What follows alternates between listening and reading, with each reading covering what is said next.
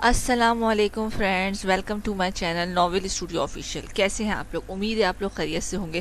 آج ہم آپ کے لیے لے کر آئے ہیں ایک بہت ہی زبردست دھماکے دار ایپیسوڈ عشق جنون کی، جسے سن کر اور پڑھ کر آپ کو مزہ آ جائے گا۔ چینل کو سبسکرائب ضرور کر دیجیے گا۔ حورب اور شہرام نے ڈنر بھی کیا، پھر وہ بہت سی جگہوں پر گھومنے بھی گئے۔ دونوں شاید ایک دوسرے کے ساتھ رحم دلی تو کرنا چاہتے تھے، پر ابھی شاید ان کے ملن کا وقت نہیں آیا تھا۔ جو قیامت ٹوٹنے والی تھی اس سے تو وہ دونوں ہی بے خبر تھے۔ جہاں کل گل اپنی زندگی کی سب سے بڑی خوشی پانے والی تھی، وہیں سرمد ملک شہرام پر نہایت لرزہ خیز ستم ڈھانے والے تھے۔ قسمت نے ان دونوں دل جنوں کے لیے نہ جانے کیا لکھا تھا، نہ جانے کس قدر اذیت ناک تکلیف تھی جو ان دونوں کے لیے ابھی بھی سہنی باقی تھی۔ دوسری طرف نیمل یہ پوری رات سوگ مناتی رہی۔ نہ جانے وہ کیا چاہتی تھی۔ اس کی قسمت میں فارغ تھا، وہ یقیناً خوش قسمت تھی، مگر ہر انسان بعض اوقات خوش قسمت ہو کر بھی اپنے اوپر بدقسمتی درج کروائے پھرنا پر ناپسند کرتے ہیں۔ نہ جانے نیمل ملک اب کون سا دھکا کھا کر گرنے والی تھی۔ فی الوقت وہ اپنے مقدر کے معراج کو نہیں دیکھ سکتی تھی، کیونکہ وہ فی الوقت نفرت کی جنگ میں بے جان تھی۔ اسے فارس کا مرہم تو حاصل تھا، مگر وہ اس مرہم سے فرار کر رہی تھی۔ گل کا دل تو آج بنا کسی دھچکے کے بھی تکلیف میں اٹا ہوا تھا۔ کیا اسی قسمت میں اب مزید دکھ باقی تھے، یا یہ سلسلہ آج ختم ہونے والا تھا؟ یہ سب نصیب کی چال تھی جس میں یہ سب بری طرح جکڑ چکے تھے۔ فارس کی نیند تو پہلے ہی کم تھی، مگر اب اس سے رخصت ہو گئی تھی۔ رات کو تو اس نے بے چینی میں کاٹ لی تھی، مگر صبح ناشتے پر وہ اور نمرہ ہارون منصور سے اتنا بڑا انکشاف کر کے انہیں گہرے صدمے میں غرق کر چکے تھے۔ یہ کیا حرکت کی ہے تم دونوں نے؟ تم دونوں کا دماغ کیا گھاس چڑھنے گیا تھا؟ او مائی گاڈ، تم دونوں نے مجھے اس پاگل پن کی امید نہیں تھی، بہت مایوس کیا ہے۔ ہارون نے غصے کی انتہا پر آتے ہوئے اٹھ کر 2 قدم چلتے نظروں میں سخت ناراضگی لیے رخ پھیر چکے تھے۔ فارس اور نمرہ بھی پشیمان اور اداس دکھائی دیے تھے۔ بابا، اسے میری ضرورت تھی۔ فارس اپنی مرجھائی صورت لیے ان کے پیچھے جا کر کھڑا ہوا تو وہ خفگی سے مڑ کر اس پر ایک اچٹتی نگاہ ڈالے افسردہ ہوئے۔ اور ہم تمہاری ضرورت نہیں ہے کیا؟ تم نیمل جیسی بدحواس اور جذباتی لڑکی سے محبت کرو گے، یہ مجھے ہلا رہا ہے، اور یہ حقیقت کہ اس نے اس بچی حورب کی جان لینے کی کوشش کی ہے۔ تم پاگل ہو۔ اس لڑکی کی جگہ جیل تھی جسے تم پلکوں پر بٹھا چکے ہو۔ ہارون کا غصہ بے حد جائز تھا، مگر فارس ان کی سوچ سے بھی زیادہ مجبور تھا۔ بابا، خدا کی قسم، اگر یہ محبت بس میں ہوتی تو میں کرتا ہی کیوں؟ میں نہیں جانتا کہ میں اتنا حساس کیوں ہوں۔ چاہ کر بھی پتھر نہیں بن سکتا۔ کسی بے بس کی مدد کرنا تو ہمارا مذہب بھی سکھاتا ہے نا۔ فارس کی آنکھوں کی تکلیف نے ہارون کو بھی دکھی کیا، جبکہ نمرہ بھی آنکھوں میں نمی لیے ہلکان ہوئی تھی۔ وہ کہیں سے بے بس نہیں ہے فارس، فار گاڈ سیک، اگر اس نے تمہیں کوئی نقصان پہنچا دیا تو ہم کیا کریں گے؟ کچھ لوگوں کی جگہ تمام تر محبت کے بھی قدموں میں رکھنی پڑتی ہے۔ وہ تمہارے قابل نہیں، اور ایسی فتنہ صرف لڑکی اس گھر کی بہو نہیں کہلائے گی۔ اور تم نمرہ، تم سے مجھے دکھ ہو رہا ہے۔ یوں تو بیٹے پر آنچ نہیں سہ سکتی اور اسے یوں موت کے منہ میں دے آئی ہو۔ ایک دم ہی وہ طیش زدہ ہو کر دونوں پر سخت غضبناک ہوئے تھے۔ فارس کا چہرہ بھی اس جھاڑ پر بجھ سا گیا تھا۔ آپ پلیز فارس کو بھی سمجھنے کی کوشش کریں۔ نیمل اتنی بری نہیں ہے جتنا اس کی ضد نے اسے بنا رکھا ہے۔ ہمارا فارس اسے اپنا جیسا بنا دے گا۔ پلیز ہارون، ایک بار ٹھنڈے دل سے سوچئے۔ نمرہ بھی اٹھ کر عاجزی اور التجا لیے فارس کے حق میں بولی تھی، مگر ہارون کو اب کچھ بھی قائل نہیں کر سکتا تھا۔ ٹھنڈے ہو کر سوچنے کے قابل چھوڑا ہی کہاں ہے تم دونوں نے؟ میری بات دونوں سن لو۔ اگر اس لڑکی کی وجہ سے اس گھر میں کوئی بھی طوفان آیا تو میں بہت بھیانک پیش آؤں گا۔ اور تم فارس، اپنی زندگی کو کھلونا مت بناؤ۔ اس عمر میں اپنے ماں باپ کو تھکن زدہ مت کرو۔ ہم تمہارے لیے کوئی رسک نہیں لے سکتے۔ پلیز، حاکمانہ اور حتمی انداز اپنا وہ دکھ سے کہہ کر آفس کے لیے نکل گئے تھے۔ فارس اور نمرہ نے اداس سے تاثر سے ایک دوسرے کو دیکھا۔ دونوں کے چہرے پر انتہا کی دل جلی دکھ کی لہر دوڑ گئی تھی۔ فکر مت کرو، مان جائیں گے، تم اداس مت ہو۔ نمرہ نے اپنے بیٹے کی اداسی نہیں دیکھی گئی تو تبھی محبت سے اس کا چہرہ تھامے تسلی دے رہی تھی، مگر فارس اب واقعی شدید ذہنی دباؤ کا شکار لگ رہا تھا۔ آپ کو پتہ ہے، آپ ایک میتھ کے سب سے ٹیڑھے سوال ہیں، وہ والا جو ٹیچر سے بھی حل نہیں ہوتا۔ حورب اور شہرام اپنی اپنی سوئی شکلیں لیے بیڈ پر سیدھے لیٹے تھے جب حورب صاحبہ کے انکشاف پر محترم بھی ہلکی سی مسکان میں گرفتار ہوئے تھے۔ پھر وہ ٹیچر تم جیسی نالائق ہوگی، ورنہ ایسا ممکن نہیں نہیں کہ کوئی سوال استاد کی پہنچ سے بنا حل ہوئے بھاگ سکے۔ مجھے لگتا ہے کہ تم میتھ میں فیل ہوتی رہی ہو۔ حورب کی بات پر موصوف کیا کمال کی لطافت لیے اترائے تھے، اور آخری بات پر تو حورب باقاعدہ منہ ٹیڑھا کیے اس الزام پر اسے اب سختی سے گھور رہی تھی۔ جی نہیں، میں آپ کی سوچ سے بھی زیادہ برائٹ اسٹوڈنٹ تھی۔ ابھی جب میرا فائنل رزلٹ آئے گا تو دیکھیے گا۔ حورب کسی سے کم نہیں تھی بھائی، کبھی بھی وہ اپنے معاملے میں اب خاک بننے پر بھی راضی ہوئی پھرتی ہے۔ حورب کی مسکراہٹ میں ہلکی سی اداسی بھی تھی۔ دونوں ایک ہی تکیے پر سر دھرے بلینکٹ میں دبکے تھے۔ صبح کی روشنی کھڑکی کے اندر آ کر تمام ترنم پھیلا چکی تھی۔ تم سب ہو سکتی ہو مگر خاک نہیں۔ حورب تم میرے لیے بہت افضل ہو، اس لیے کہ شہرام ملک جیسے خالی انسان کو تم نے بھرا ہے۔ میں دوبارہ سے خالی ہو جانا نہیں چاہتا۔ مجھے تم سے بچھڑنے کا خوف تم تک آنے نہیں دیتا۔ میں ایسا ہی ہوں، بچپن سے اذیت پسند یا تکلیف میرے ساتھ جڑی آئی ہے۔ جب کبھی تکلیف ہونی بند ہو جاتی تھی تو میں یقین کرو کہ تکلیف کو مس کرتا تھا۔ یہ نہیں کہتا تھا کہ چلو جان چھوٹی۔ مجھے نہیں پتا کہ میں ایسا کیوں ہوں، مگر جب تم ساتھ ہوتی ہو تو میری ساری تکلیف کہیں دب جاتی ہے۔ میں تمہارے ساتھ جینا چاہتا ہوں، مگر یہ احساس کہ وہ شخص لوٹ آئے گا مجھے مارنے لگتا ہے۔ کاش میں تمہیں اپنی تکلیف بتا پاتا۔ مجھے بعض اوقات اپنے اتنے حساس ہونے سے نفرت ہونے لگتی ہے۔ میں آخر باقی دنیا جیسا کیوں نہیں ہوں؟ ہر بات میرے ذہن، دل اور وجود سے جونک کی مانند کیوں چپک جاتی ہے؟ مجھے خود اپنی اتنے پیچیدہ ہونے سے نفرت ہے۔ رخ پھیرے وہ آنکھوں میں تکلیف لیے اپنی ہر الجھن حورب کو بتاتا چلا گیا، جو پوری بات کے دوران توجہ سے اس کے چہرے پر رقم تکلیف، بے بسی اور الجھاؤ پرکھتی رہی تھی۔ وہ شخص لوٹ بھی آئے تو حورب کے لیے وہ ایک گیا ہوا، بچھڑا ہوا، فراموش سا، بھلایا ہوا اور مٹایا ہوا نقش ہے۔ بس وہ میری آپی کے بیٹے ہیں، بس اس لیے وہ مجھے عزیز ہے۔ میری آپی نے بہت تکلیف سہی ہے، بس اب ان کی تکلیف ختم ہو جائے یہی دعا ہے۔ اس کے علاوہ وہ میرے لیے اب کچھ نہیں ہے۔ میری جان، میری زندگی کا سب سے بڑا سبب اور میری چھوٹی سی لے کر بڑی خوشی صرف آپ سے جڑی ہے۔ مجھے آپ کے حساس اور اذیت پسند ہونے سے بس اتنا مسئلہ ہے کہ یہ آپ کی جان پر ظلم ہے۔ میرے پگلے شیدائی جلاد، اب بس کریں۔ حورب بہت اداس سی اس کا چہرے پر ہاتھ رکھے اس کی طرف رخ کیے، لجاجت اور التجا لیے ہلکان سی لگی تھی۔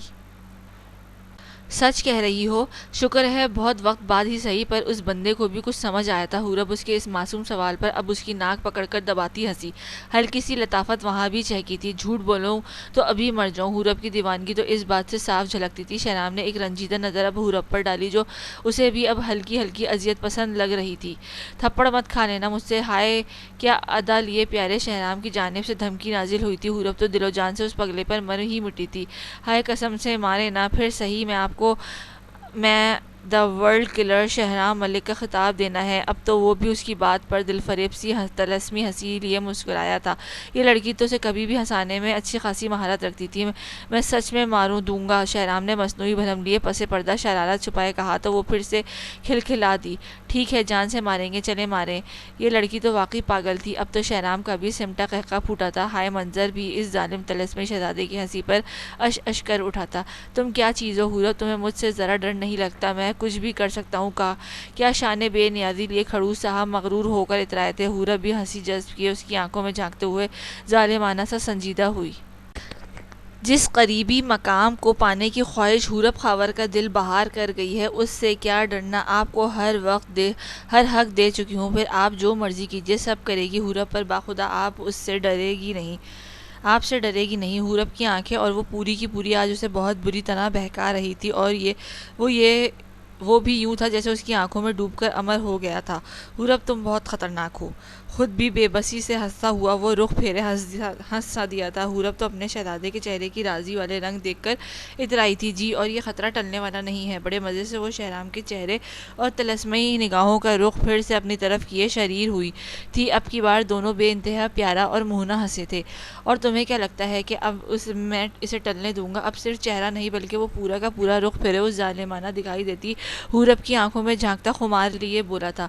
حورب کو لگا اس کو ہارٹ بیٹ کی رفتار متاثر ہوئی ہے۔ حورب کو لگا بس اس کے فنا ہو جانے کا وقت قریب آ گیا۔ وہ شخص اس کے قریب ہو رہا تھا، مگر اس سے پہلے کہ خطرہ ان دونوں کو یکجان کر دیتا، فون کی چنگاڑتی بیل پر شہرام اپنے آپ میں واپس لوٹا۔ حورب بھی اس منحوس فون پر اب سخت منہ لٹکا چکی تھی۔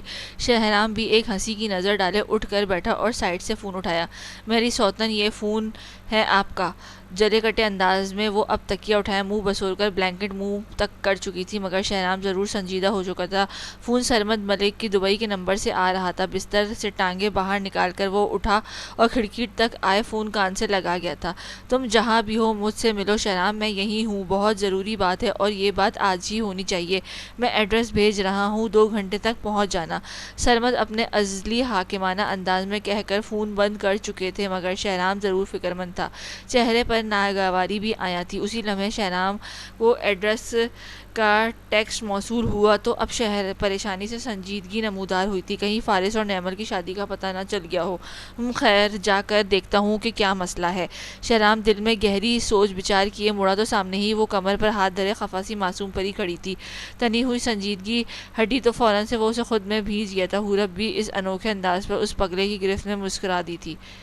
آج رات تم پر بہت سخت ہوگی حورب، تب تک کی رعایت دے رہا ہوں۔ ابھی مجھے ایک کام سے جانا ہے، تم کمرے میں ہی رہنا، میں 3-4 گھنٹے تک آ جاؤں گا۔ تھوڑی دیر اسے گرفت میں لپٹائے اور اس کے ریشمی الجھے بالوں میں ہاتھ پھیرنے کے بعد وہ اسے الگ کیے سنجیدہ ہوتے ہوئے بولا تو حورب کے چہرے کی ہوائیاں اڑی ہوئی اور تھمی صورت دیکھ کر وہ ظالم پھر سے اس پر ہنس رہا تھا اور حورب کا دل چاہا بس فوراً سے کہیں بھاگ ہی جائے۔ اتنے شرم تو اسے آج پہلی بار آئی تھی، تبھی محترمہ اپنے گالوں کی طرح لال ہو چکی تھی۔ ہاں اب اپنی بھیگی بلی جیسا منہ دیکھو ذرا آئینے میں۔ حورب تم کیا ہو یار، اف میری معصوم سی حورب پر دیکھو، اب تم میرا ظالم موڈ بنا چکی ہو جو بالکل نہیں بدلے گا۔ حورب کا تو رونے والا منہ دیکھ کر وہ ظالم لطف لے رہا تھا۔ حورب کا دل چاہا اب واقعی اس کا گلا دبا دے، کوئی اتنی جلدی سیریس ہوتا ہے بھلا؟ بیچاری کی اچھی بولتی بند ہوئی تھی۔ نہ کرے نا، مجھے کچھ ہو جائے گا۔ فوراً سے پہلے وہ اس کے سینے میں منہ چھپائے خود بھی ہنس دی تھی۔ شہرام کی شرارت تو ابھی بھی پوری عروج پر تھی۔ اب تو مجھ سے رات کا ویٹ بھی نہیں ہوگا۔ شہرام کی خماری بھانپتے ہی وہ کرنٹ کھائے اپنی شرمیلی ہنسی دبائے 2 فٹ دور ہوئی تو وہ اس کی ایسا ری ایکشن دیکھ کر پہلی بار لگاتار ہنسا تھا اور وہ بیچاری سچویشن میں ڈھنگ سے شرما بھی نہیں پا رہی تھی، گو دل تک گدگدی اتر کر اسے بے حال کر رہی تھی۔ آپ جائیں، دیر ہو جائے گی۔ شہرام مت کریں نا، میں نے یہیں بے ہوش ہو جانا ہے۔ اب حورب تو اپنے منہ کی گھبراہٹ چھپائے بے اختیار رخ پلٹ چکی تھی اور اب شہرام کو بھی لگا کہ ستانا ختم کر دیا جائے، تبھی اس سے پیچھے کمر سے اپنے بازوؤں میں بھرتے ہوئے وہ اسے جان سے عزیز حورب پر اپنی نرم نگاہوں کا سایہ کیے مسکرایا تھا۔ آئی لو یو یار، گھبراؤ مت، محبت کرنے میں بھی شہرام ملک کا کوئی ثانی نہیں ہوگا۔ جلاد تو میں بس اپنے لیے ہوں، تمہارے لیے تو تم سے بھی زیادہ نازک ہوں۔ تم پر کوئی ستم نہیں ڈھاؤں گا، تم تو میرا پیارا سا پھول ہو، میری پگلی سی جلادن۔ اپنے دونوں بازو وہ حورب کے گرد باندھے، آج تو شہد سے بھی میٹھا ہو چکا تھا۔ حورب کو تو شہرام کا یہ روپ سب سے دل فریب لگا، جسے اس نے اسے پھول کہا۔ پگلی ہنسی تو پڑی تھی، اسے مسکراتا دیکھ کے وہ اپنے ہاتھ کھولے اس کے دونوں گلابی گالیں کھینچے ہنسا تھا۔ جانے من میں جا رہا ہوں فریش ہونے۔ اس کے کان کے گرد ایک دل فریب سی دل میں ہلچل مچاتی سرگوشی کیے وہ اسے اپنے حصار سے آزاد کیے مسکراتا ہوا مخلول انداز میں نظریں اپنی متاع حیات پر ثبت کرتا واش روم کی صفت بڑھ گیا تھا۔ دروازہ بند ہوتے ہی وہ سرخ ہوتی حورب رخ پھیر کر آئینے میں اپنا بلش کرتا چہرہ دیکھ کر دیوانی ہوئی ہنس دی تھی، اتنی پیاری کہ آج حورب کی خوشی اور مسکراہٹ کا بھی کوئی ثانیہ دوم نہ تھا۔ آخر وہ دن آ گیا تھا جب گل کی زندگی کا سب سے بڑا فیصلہ ہونے والا تھا۔ وہ تینوں صبح ہی گاؤں کے لیے نکل چکے تھے۔ آگے وہاج اور ڈرائیور تھے، جبکہ پچھلی نشستوں پر راحیلہ اور گل۔ ہلکے گرے اور وائٹ کنٹراسٹ بہت نفیس لباس میں گل کی تمام تر خوبصورتی آج کھل کر بہت کھلی ہوئی نہیں تھی۔ وہ بس چاہتی تھی کہ یہ راستہ جلدی سے کٹ جاتا اور اپنے سالار کے لا حاصل تلاش کا ثمر پا جاتی۔ دل تو پھر سے ہول رہا تھا کہ نہ جانے آج بھی ازل کا خالی پن اور نامرادی پھر سے اس کے راستے میں ہی نہ دشواری بن کر آ جائے۔ راحیلہ نے محبت اور تسلی سے اس کملائی اور بھوجل گل کا ہاتھ تھامے حوصلہ دیا، مگر وہ اس وقت تک رسائی کی تکلیف میں گندی ہوئی تھی۔ نظر سامنے مرر پر گئی تو ایک ڈھارس زدہ نظر وہاں بھی گل کا حوصلہ پست نہیں ہونے دے رہی تھی۔ مت گھبرائیں گل، احمد ہی سالار ہوگا، آپ کو ہمت کرنی ہوگی، یہ وقت بہت مرادوں کے بعد آیا ہے، خود کو سنبھالیں۔ آج اس شخص کو لگا کہ اس کی آنکھیں گل کی اداسی نہیں ہلکی کر پائیں گی تو وہ اپنی مسیحائی لفظ لیے ایک اور مہم کوشش کر رہا تھا، مگر اس کی اداسی ہنوز ویسی ہی تھی۔ راحیلہ بھی اداسی میں اس بات میں سر ہلا رہی تھی۔ مجھے بہت ڈر لگ رہا ہے، اف اگر آج بھی میں مایوس کر دی گئی تو شاید یہ میری زندگی کا آخری دن ہوگا۔ نہ چاہتے ہوئے بھی وہ دردناک سا رو پڑی تھی، اس کی آواز کے اتار چڑھاؤ میں تھکن زدہ لرزش تھی۔ راہیلہ نے فوراً سے اسے خود سے لگا کر ایک درد بھری نظر بھائی پر ڈالی جو خود پریشان حال تھا۔ وہ گل کو اس قدر مایوس نہیں دیکھ پا رہا تھا، گل کی بھی اتنے سالوں سے اکٹھی کی ہمت آج ہی ٹوٹی تھی۔ دل میں پلتے دکھ اور خدشے کو زبان دیتی ہوئی وہ غمگین تھی۔ بس میری جان، ابھی سے خود کو مایوس مت کرو، تم دیکھنا آج تمہارے سارے دکھ ختم کر دیے جائیں گے، اللہ پہ بھروسہ رکھو۔ گل نہیں پلیز یہ آنسو ہٹا لو۔ گل کو خود سے الگ کیے اس کا بے حال چہرہ ہاتھوں سے بھرے راہیلہ بھی روئی سی لگی تھی، اور وہاں چاہ کر بھی گل کی تکلیف فی الوقت ختم نہیں کر سکتا تھا۔ پلیز گاڑی روکیں۔ گل کو لگا اس کا سانس بند ہو رہا ہے۔ ڈرائیور نے فوراً سے پہلے وہاج کے اشارے پر گاڑی روکی۔ راہیلہ تو پریشان ہو چکی تھی، مگر گل شاید خود کو نارمل کرنا چاہتی تھی، تبھی باہر سڑک پر نکل گئی تھی۔ گاؤں کا راستہ شروع ہو چکا تھا، مگر گل کا دل اس ہاں اور نہ کی تکلیف میں گنتھ چکا تھا۔ راہیلہ نے ہی وہاج کو اشارہ کیا تو وہ بھی سر ہلائے باہر نکل گیا۔ گاڑی سے کچھ دور پیچھے ہی گل کھڑی رو رہی تھی، شاید وہ بے انتہا خوفزدہ تھی۔ اس کی نازک سی آنکھیں بوجھل تھیں اور چہرہ سرخی میں اٹا دکھائی دے رہا تھا۔ وہاج اس کے قریب ہی جا کر کھڑا ہو گیا تھا۔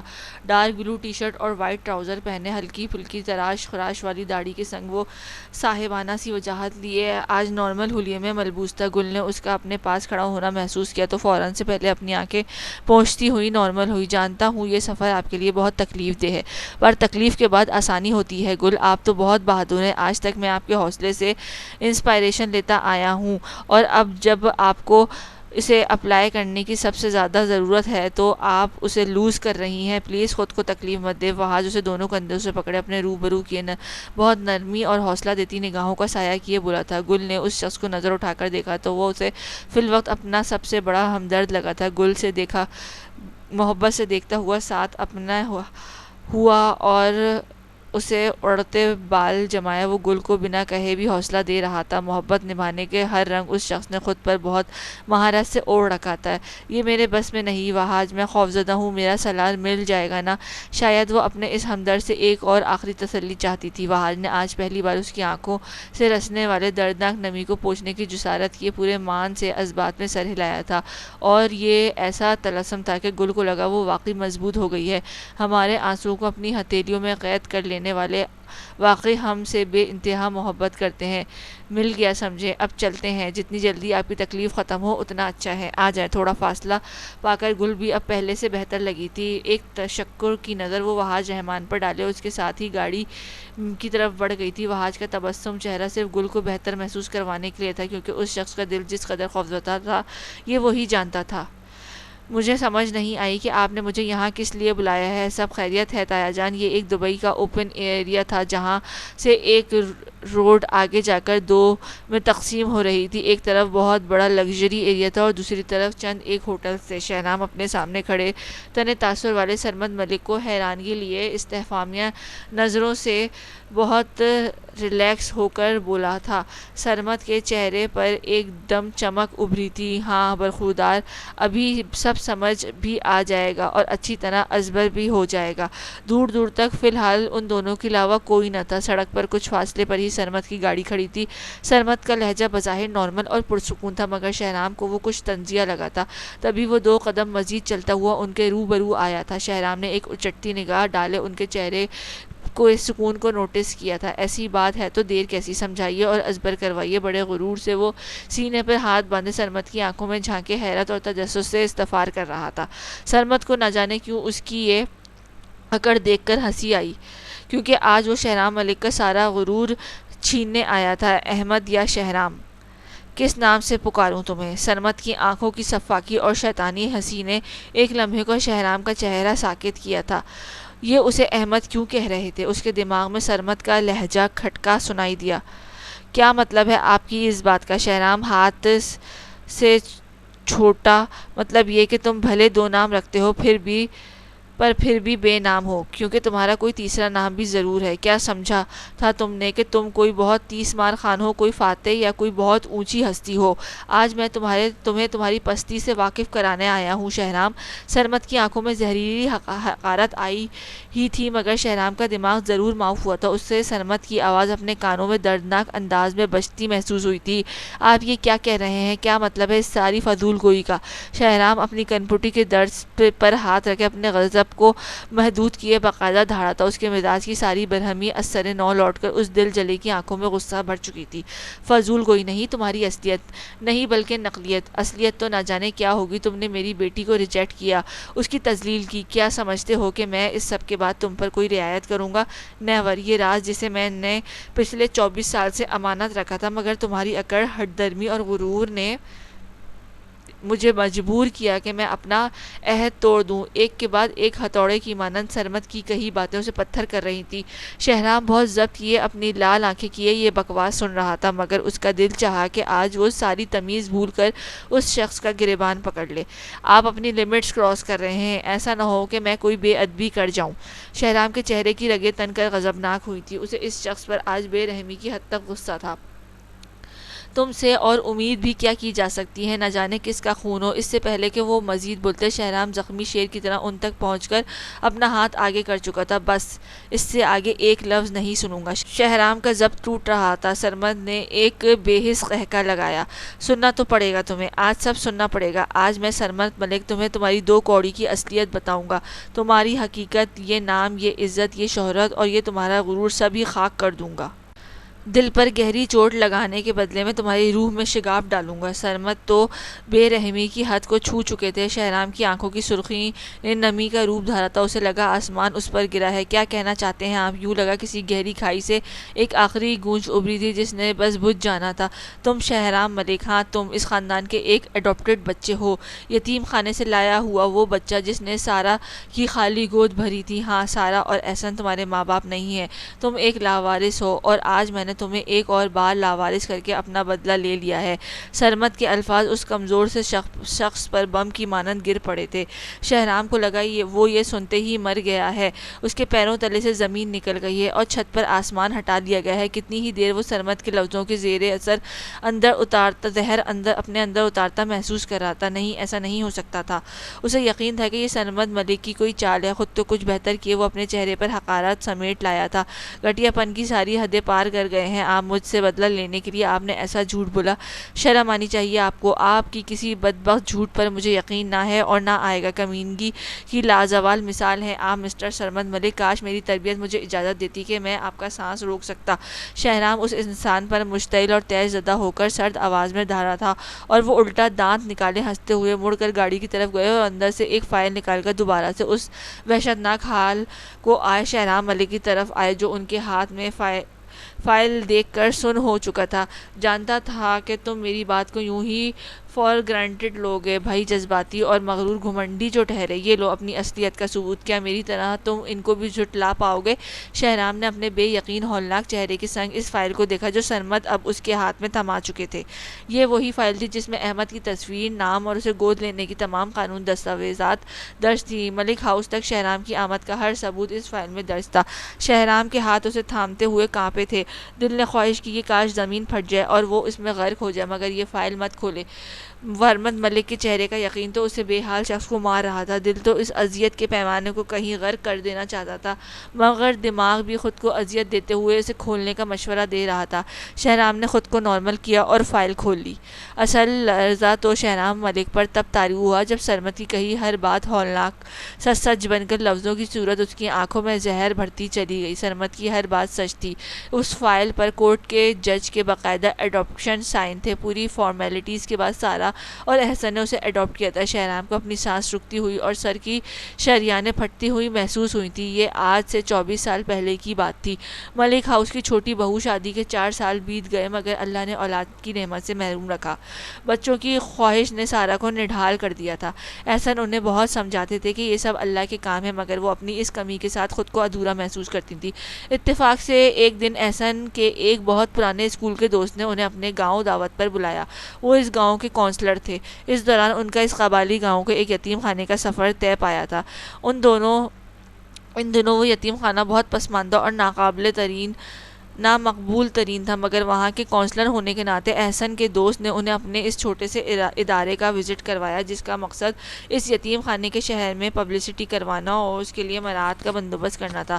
وہ وہاں سارہ کے ساتھ ہی گئے تھے، مگر اسی وزٹ کے دوران سارہ کی نظر اس سب سے الگ اور پیارے بچے پر جا اٹکی تھی۔ بہت کمزور سا دکھائی دیتا بچہ احمد، جسے دیکھتے ہی سارہ کی پیاسی ممتا جاگ گئی اور وہ اس بچے کو اپنانے تک کی سوچ بیٹھی۔ وہاں کے اونر سے بات کرنے پر پتہ چلا کہ یہ بچہ 6 ماہ پہلے ایک لکڑہارا لے کر آیا تھا۔ اسے وہ جنگل کے راستے میں زخمی ملا تھا۔ اس بچے کے سر پر بہت گہری چوٹ آئی تھی، جس وجہ سے وہ ٹھیک سے بول تک نہیں پاتا تھا۔ وہ خاموش دکھائی دینے والا احمد نہ بول پانے کی وجہ سے اپنی تکلیف بھی نہیں بتا سکتا تھا۔ اس کی یہ سچویشن جاننے کے بعد سارہ کا اسے اپنانے کا ارادہ مزید تیز ہوا تھا۔ انہیں بھی لگا کہ یہ وہ بچہ بہت ساری کیئر کا مستحق ہے۔ احسن نے ہمیشہ سے سارہ کی بات کو افضل رکھا تھا، لہٰذا انہوں نے اس کی اس خواہش کا احترام کرتے ہوئے اس بچے کو گود لینے کا فیصلہ کر لیا تھا۔ بظاہر وہ بچہ ٹھیک دکھائی دیتا تھا، مگر اس کی اصل تکلیف تب شروع ہوئی جب وہ اسے قانونی طور پر اپنا بیٹا بنا کر اپنے گھر لائے۔ وہ خوبصورت آنکھوں والا احمد شہرام ملک بن گیا۔ ایڈاپشن کے 6 ماہ بعد ہی ایک روز وہ شدید بخار میں لپٹ کر اپنی سانس بند کر گیا تھا۔ اس روز اسے ڈاکٹر کے پاس لے جانے کا ایک طویل سلسلہ شروع ہوا۔ اس بچے کے سر میں جمع خون اس حادثے کے 1 سال بعد اپنا اثر دکھانے لگا۔ شروع میں اسے انتہا کا بخار ہوتا اور وہ معصوم بالکل نیم جان ہو کر احسن اور سارہ کی جان نکالنے لگتا، مگر جب اس کی صحت بہتر ہوتی تو سارہ اسے اپنے دل سے الگ نہیں کرتی تھی۔ احسن کو بھی وہ بچہ اپنی جان سے بڑھ کر عزیز ہوتا گیا۔ ان دونوں کے ساتھ ساتھ سبین اور سرمد نے بھی اس بچے کو دل سے قبول کیا تھا۔ اس کی مسلسل تکلیف پر سب ایک سے افسردہ ہو جایا کرتے تھے۔ تب صرف سجل اور فہد تھے۔ 7 سال تک شہرام کی اس بیماری کا علاج چلتا رہا۔ مہنگے سے مہنگے علاج، ادویات، تھراپیز نے اسے بولنے پر اکسایا تو دیا تھا، مگر اس سب نے اس بچے کے دماغ کو بہت کمزور کر دیا تھا۔ 10 سالہ شہرام ملک عام بچوں سے بہت الگ تھا۔ وہ بس اپنی ماں کے لیے مسکراتا تھا، جو اسے دن رات اپنے وجود کا حصہ بنا کر اس کی دیکھ بھال کرتی تھی۔ اس باپ کے لیے مسکرانے لگا جو اس کو خود میں بھیج کر مضبوط رہنے کا حوصلہ دیتے تھے۔ پھر اس کی زندگی میں فارس آیا، اس کی زندگی کا سب سے بڑا انعام۔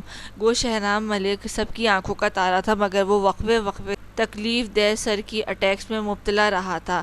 اسے گہرے پانی اور اونچی جگہوں سے خوف آتا تھا۔ اللہ نے شہرام ملک کی قسمت اتنی روشن رکھی تھی کہ آخر شہرام ملک کی بدولت اللہ نے شادی کے کئی سال بعد سارہ اور احسن کو ان کی اولاد کی خوشی کی خبر عطا کی۔ معاذ ملک، جو ان کی شادی کے کئی سال بعد اپنی رونق بکھیرنے دنیا میں آیا تھا، سارہ کو لگتا تھا کہ یہ شہرام کی وجہ سے ہوا ہے۔ معاذ کے آنے کے بعد بھی سارہ نے شہرام ملک کو پہلے سے زیادہ محبت اور توجہ دی تھی۔ ان کے لیے ان کی سگی اولاد سے بڑھ کر وہ بے حد نازک حساس سا شہرام تھا۔ احسن نے بھی ہمیشہ اپنے دونوں بیٹوں کو ایک سے بڑھ کر چاہا تھا۔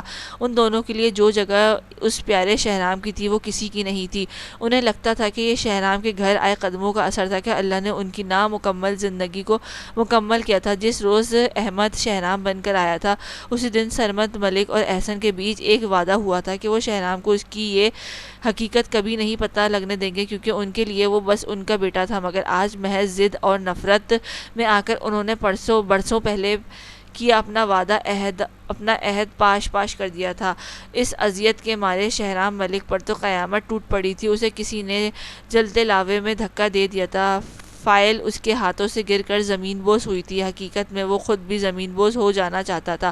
کون تھا وہ؟ کیوں تھا؟ کوئی تو بتائے کہ آخر وہ اس روح زمین پر مزید کتنی اذیت سہنے کے بعد مرے گا۔ یہ اذیت تو اس کو مار دینے والی تھی۔ چند آوارہ دہکتے آنسو اس اجڑ شخص کی آنکھوں سے ناسور کی طرح پھٹ کر بہہ نکلے تھے۔ یہ تھی تمہاری اوقات، تم اس قابل ہی نہیں تھے کہ میں تم سے کوئی رشتہ جوڑتا۔ یہ بس میری بیٹی کی ضد تھی، وہی غرور اور انا جس پر تم اکڑتے تھے آج مٹی ہو گیا ہے۔ آج میرا بدلہ پورا ہوا۔ یہ تھی وہ فلم جو سرمد ملک کی تحریر کردہ ہے۔ جانتا تھا کہ تمہیں کیسے مارا جا سکتا ہے۔ دیکھ لو شہرام، بنا کسی ہتھیار کے میں نے تمہاری جان لے لی ہے۔ میرا حساب چکتا ہوا، اب میری طرف سے جیو یا مرو، بھاڑ میں جاؤ۔ ظالم بھی کوئی سرمد جیسا پیدا نہیں ہوا تھا۔ حقارت اور نفرت سے کہہ کر وہ ایک گلوگیر سے نظر شہرام ملک کے پتھرائے گر جانے کے برقرار سراپے کو دیکھ کر مڑ گیا، اپنی گاڑی کی طرف چل دی۔ کسی کو مارنے کا یہ طریقہ گو واقعی اذیت کی انتہا لیے تھا۔ گاڑی کی نظروں سے اوجھل ہونے کی دیر تھی کہ وہ پہاڑ جیسا شہرام ملک گھٹنوں کے بل اسی فائل کی طرح زمین پر گرنے کے انداز میں بیٹھا تھا۔ بے یقینی اور تکلیف سے وہ دوبارہ وہ فائل دیوانگی اور ہجیانی کیفیت لیے کھول چکا تھا۔ وہی دل کو چیرتی حقیقت جو اسے تباہ کر گئی تھی، غرق کر گئی تھی، یہ سب اس کے لیے برداشت کرنا ویسے ہی آسان نہیں تھا، مگر سرمد کے بتانے کا ہولناک طریقہ تو اس کی روح جسم سے جدا کر گیا تھا۔ وہ جتنی قوت سے چیخا اور دھاڑ سکتا تھا اتنی سے دھاڑا تھا، یہاں تک کہ اسے دردناک گونج میں اس کے اپنا سر پھٹ کر ابلنے کو بے قرار ہوا تھا۔ وہ دھاڑ اور وہ آہیں کہ جیسے کوئی اپنا سب کچھ ہار بیٹھا ہو، یعنی آج وہ خاک سے بھی زیادہ بے رکت تھا۔ اسے اپنی حالت بہت قابل رحم لگی، خود پر اسے بہت ترس آیا اور اپنے ہونے پر صرف افسوس تھا۔ ہا ہا ہا، او مائی گاڈ ڈیڈ، آپ سچ کہہ رہے ہیں۔ مجھے اس گھٹیا شخص کا منہ دیکھنا تھا، مس کر دیا میں نے سرمد کی کال اور یہ اپنی لازوال فلم کے نشر ہونے کی اطلاع نے تو نیمل ملک پر ایک بار پھر بے حسی چڑھا دی تھی۔ فارس اور سبین پر ہونے والا دکھ اور غضب اس اب بلکہ فراموش ہو کر شہرام ملک کی بربادی کا جشن بنا کر حاوی تھا۔ اب اس کا منہ دیکھنا تو دور، تم اس کا نام بھی نہیں لوگی۔ میں نے اپنا وعدہ پورا کیا ہے نیمل، اب وہ شخص مرے یا جیے ہمیں نہ پرواہ ہے نہ کرنی ہے۔ میں واپس آتا ہوں تو پہلا کام فہد اور تمہاری شادی ہوگی۔ اب بہت ہو گیا ہے، مزید کوئی بے چینی نہ مجھے چاہیے نہ میں تمہیں اس کی اجازت دوں گا۔ شادی والی بات پر تو نیمل کا پارا پھر سے ہائی ہو چکا تھا۔ یہی موقع تھا کہ وہ سربت کو سمین اور فارس کی ساری سازش کا بتا دیتی۔ اسے اب بس فارس سے چھٹکارا چاہیے تھا۔ آپ کو کچھ بتانا ہے؟ آپ کی بیوی نے میرے ساتھ بہت برا کیا ہے، مجھے دھمکا کر میرا نکاح فارس سے کر دیا ہے۔ آپ ان دونوں کو بھی سزا دیں اور آ کر اس فارس سے میری جان چھڑوائیں۔ دوسری طرف سرمد بنا کسی تیش میں آئے بہت پرسکون سا تاثر لیے تھے۔ یہ واقعی ان کو چونکا دینے والی خبر تھی۔ سبین کی اتنی جرأت، وہ داد دینا چاہیے، واہ داد دینا چاہیے اس کو۔ ہاں ہاں، فارس کافی اچھا ہے، میرا نہیں خیال کہ تمہیں جان چھڑانے کی ضرورت ہے۔ نیمل باقی مجھ سے پوچھے اور مجھے بتائے، اس نے اتنا بڑا فیصلہ لے کر مجھے حیران کر دیا ہے۔ میں ضرور اس کی سزا دیتا اگر یہ فیصلہ غلط ہوتا۔ پہلی بار اس نے نیک کام سر انجام دیا ہے۔ سچ پوچھو تو مجھے فارس ہی پسند تھا۔ یہ تو تمہاری ضد تھی جس کے آگے میں نے ہار مان لی تھی۔ باقی میں کل تک آ جاؤں گا، تو فی الوقت کسی سے کوئی بات مت کرو۔ فارس کے متعلق جذباتی ہو کر مت سوچو۔ نیمل پر تو بے ہوشی طاری ہونے کو برقرار تھی جب اس نے سرمد کی یہ باتیں سن کر ہضم کی۔ اسے اب اپنا آپ پھر سے دہکتا ہوا محسوس ہوا تھا۔ ڈیڈ پلیز، مجھے وہ فارس بہت زہر لگتا ہے، آپ جلدی آ کر یہ معاملہ ہینڈل کریں، وہ ان دونوں کو وہیں مرنے دیں، یہی سزا ہے ان کی۔ نیمل اپنے غصے کو ہر ممکنہ کوشش کی دبانے کی کوشش میں تھی، مگر وہ فی الوقت بس مرنے اور مارنے کے موڈ میں تھی۔ کول ڈاؤن نیمل، پہلے میں نے تمہاری بات مانی تھی اور اب تم مانو گی۔ میں اس ٹاپک پر کوئی انکار نہیں سنوں گا۔ Take care. سرمد سختی سے اپنا حتمی فیصلہ سنائے فون بند کر چکے تھے۔ نیمل کو رہ کر فارس منصور کا گلا گھونٹنے کا دل چاہ رہا تھا۔ فون کی بیل نے دوبارہ سے اسے متوجہ کیا۔ فارس دوبارہ سے فون کر رہا تھا۔ نیمل کو لگا اب واقعی اس شخص کی جان لینی بھی ضروری تھی۔ تم مرتے کیوں نہیں ہو؟ اب تم نے مجھے کال کی تو میں تمہارا حال برا کر دوں گی۔ فون اٹھا کر وہ باقاعدہ بد تہذیب ہو کر دھاڑی تھی، مگر دوسری طرف تو بلو اینڈ وائٹ 3 پیس میں چمکتے دمکتے فارس صاحب کمال کے شریر مسکان سے اس دھاڑ زدہ آواز پر فون کان سے تھوڑا ہٹا چکے تھے۔ وہ گھر کے باہر ہی گاڑی سے ٹیک لگائے نیمل کے کمرے کی طرف نظریں جمائے کھڑا تھا۔ اس فارس کو بھی اب ہی گن گن کر بدلے لینے کا موقع ملا تھا تو کیوں نہ لیتا۔ اف، شکل دل نشین مگر کوئلے جیسی زبان ہے تمہاری مسز فارس، اپنا کیا وعدہ لگتا ہے بھول گئی ہو۔ میں گھر کے باہر تمہارا ویٹ کر رہا ہوں، فوراً سے نیچے آؤ۔ نیمل تو اس کی اس بات اور حکم پر پتھر بنے خود ساختہ سی کھڑکی کی طرف گئی۔ پردہ ہٹایا تو وہ سامنے ہی میسنی سی بتی سی لیے غضبناک سی تیاری کیے کھڑا اب اس کو ہاتھ ہلا رہا تھا۔ نیمل کا دل یہی کیا کہ اب کوئی چیز اس کے سر پر دے مارے۔ باہر آتی ہے میری جوتی، دفعہ ہو جاؤ ورنہ میں تمہیں یہیں سے گولی مار دوں گی۔ نیمل نے حقارت اور غضب لیے اسے وارن کیا، جس پر فارس بھی ذرا سنجیدہ ہو کر گاڑی سے الگ ہوئے رخ پھیر چکا تھا۔ اس سے پہلے کہ میں اندر آؤں اور وہ سب کے سامنے تمہیں اٹھا کر لے جاؤں، نیچے آؤ، میں انکار نہیں سنوں گا۔ ہائے، فارس صاحب کا یہ دل لوٹنے والا ظالمانہ ستم تو نیمل کی سٹی بھی گم کر چکا تھا۔ یہ بندہ اسے واقعی دماغ کا ہلا لگ رہا تھا۔ ذرا جو اسے بے عزتی اور ذلت کی پرواہ ہو۔ تم مجھے حکم دینے والے ہوتے کون ہو؟ اپنی اوقات میں رہو۔ نیمل فوراً سے کمرے میں کھلے دروازے تک گئی اور اسے بند کیے لاک کر گئی۔ شاید وہ بھی فارس سے اب خوف زدہ تھی۔ میں تمہارا سب کچھ، اوقات مت کرو یار، یہ نہ ہو آج ہی تمہیں فارس اپنی اصل اوقات دکھا دے۔ 10 منٹ تک اگر تم نہ آئی تو میں خود آؤں گا، پھر جو ہوگا اس کی ذمہ دار تم ہو۔ رخ پھیر کر ہی محترم کھڑو سی دھمکی دے کر کال کاٹ چکے تھے۔ نیمل نے ایک پتھر نظر کٹے فون پر ڈالی اور پھر سے کھڑکی میں فارس اب گاڑی کے اندر بیٹھ چکا تھا۔ آج اس کی تو طبیعت صاف کرو نیمل ملک، یہ جو مجھے حکم دے رہا ہے آج میرے ہی ہاتھوں سے مرے گا۔ فون کو ایک بار پھر بیڈ پر پھینکے وہ شاید ریڈی ہونے گئی تھی۔ وہ سبھی یتیم خانے پہنچ چکے تھے۔ ادارے میں چلنے والی تعمیراتی کام اپنے پورے زور و شور سے جاری تھا۔ آج بھی وہاج کے اسپیشل اصرار پر محکمے کے اونر خود پاکستان تشریف لاتے۔ گل کا دل تو ابھی بھی سخت ہول رہا تھا۔ اس کے پاس راحیلہ اور وہاج جیسے حوصلہ دینے والے موجود تھے۔ ان تینوں کو ہی ایک ملازم میٹنگ روم تک پہنچا چکا تھا۔ 10-20 منٹ کے انتظار کے دوران چائے بھی آ چکی تھی، مگر فی الوقت وہ تینوں ہی حقیقت سے روشناس ہونے کو بے چین تھے۔ السلام علیکم، ہم دیر کے لیے بہت معذرت چاہتے ہیں۔ پرنسپل تو وہی خاتون تھی، جبکہ ان کے ساتھ ایک 60-70 سالہ آدمی تھا جو شاید اس یتیم خانے کے اونر تھے۔ وہاج نے کھڑے ہو کر ان سے ہاتھ ملایا اور پھر ان دونوں کو بیٹھتے ہی باقی سب بھی بیٹھ چکے تھے۔ وہاج نے ایک نظر گل پر ڈالی جو اسے بہت زیادہ بے چین اور بے قرار لگ رہی تھی۔ وعلیکم السلام، کوئی بات نہیں، بس آپ جلدی سے ہمارا انتظار ختم کر دیجیے۔ وہاج نے ہی راحیلہ اور گل کی بے چینی دیکھتے ہوئے سوال کیا، جس پر وہ اونر اب ایک فائل کھول کر وہاج کی سمت بڑھا رہے تھے۔ اب ان تینوں بچوں میں سے یہ ایک تیسرے احمد نامی بچے کی تصویر ہے، آپ بچے کی شناخت کر لیجیے، پھر میں آپ کو اس بچے کا موجودہ پتہ دے دیتا ہوں۔ وہاج نے فائل خود دیکھنے کے بجائے ساتھ بیٹھی گل کی سمت بڑھا دی تھی۔ گل اس کے چہرے کو دیکھ رہی تھی جہاں ابھی بھی تسلی تھی۔ گل کا دل چاہا وہ اس اذیتناک بے قراری سے کہیں دور بھاگ جائے۔ آنکھیں جھک کر اس فائل کو دیکھنے سے انکاری تھی، مگر دل تو اس لمبے انتظار کا خاتمہ چاہتا تھا۔ اور پھر گل نے یہ مشکل عمل سر انجام دے دیا اور اس تصویر کو دیکھنے کی دیر تھی کہ کئی بے آواز آنسو سے دکھیاری کے چہرے پر ڈھلکتے چلے گئے۔ وہ 3-3.5 سالہ سالار ہی تھا، ہو بہو سالار۔ تصویر میں وہ اس قدر نڈھال تھا کہ گل کا دل پھٹ گیا۔ اسے سمجھ نہیں آیا تھا کہ وہ خوشی منائے یا زاروں قطار روتی جائے۔ وہ دونوں ہی گل کو دیکھ کر پریشان تھے۔ یہ میرا سالار ہی ہے، یا اللہ میرا بچہ وہاج یہ سالار ہے، راحیلہ دیکھو میرا بیٹا۔ گل تو ہلکان اور نڈھال سی شیدائی ہو رہی تھی، مگر اگلے ہی لمحے سب کے چہروں پر مسکراہٹ اور خوشی تھی۔ الحمدللہ، وہاج کا تو دل نے شکر گزاری کا سجدہ کیا، جبکہ گل تو اس کی تصویر چومے روتی رہی تھی۔ راحیلہ نے بھی نم آنکھیں لیے گل کو اپنے سینے سے لگایا تھا۔ آپ ہمیں اس کا ایڈریس دے دیں، یہ بچہ کہاں ہے؟ اس وقت وہاج نے ہی باقی معاملے کو آگے بڑھاتے کہا۔ اس پر گل اور راحیلہ بھی روئی سی متوجہ تھی۔ پہلے تو آپ سب کو مبارک ہو، دوسرا یہ بچہ بہت امیر فیملی میں گیا ہے، بہت بڑے بزنس مین احسن ملک اور ان کی وائف سارہ ملک نے اسے 3.5 سال کی عمر میں اڈاپٹ کیا تھا۔ ایک اور انکشاف جو کم از کم گل کا سر چکرا گیا تھا۔ راحیلہ اور وہاج نے نظر پھیر کر گل کی اڑی رنگت دیکھی تو فکر مند سے ہوئے۔ کیا نام لیا آپ نے؟ گل صدمے سے باہر نکلے مشکل بول پائی تھی۔ احسن ملک۔ اب کی بار پرنسپل نام دوبارہ پڑھتے ہوئے بولی تھی گل۔ وہ فائل اٹھائے اٹھ گئی۔ یہ کیا تھا؟ اس کا دماغ واقعی معاف ہوا تھا۔ یا اللہ، میرا سالار میرے اتنے قریب تھا، حورب کا شوہر، یعنی میرا سالار حورب کے پاس ہے، شہرام ہی سالار ہے۔ گل تو ایک دم پاگلوں کی طرح ہنس دی تھی۔ راحیلہ اور وہاج بھی ہلکی سی حیران مسکان لیے اٹھ چکے تھے۔ آپ کا بہت شکریہ، اللہ آپ کو اجر دے گا۔ وہاج، راحیلہ، میرا سالار مل گیا۔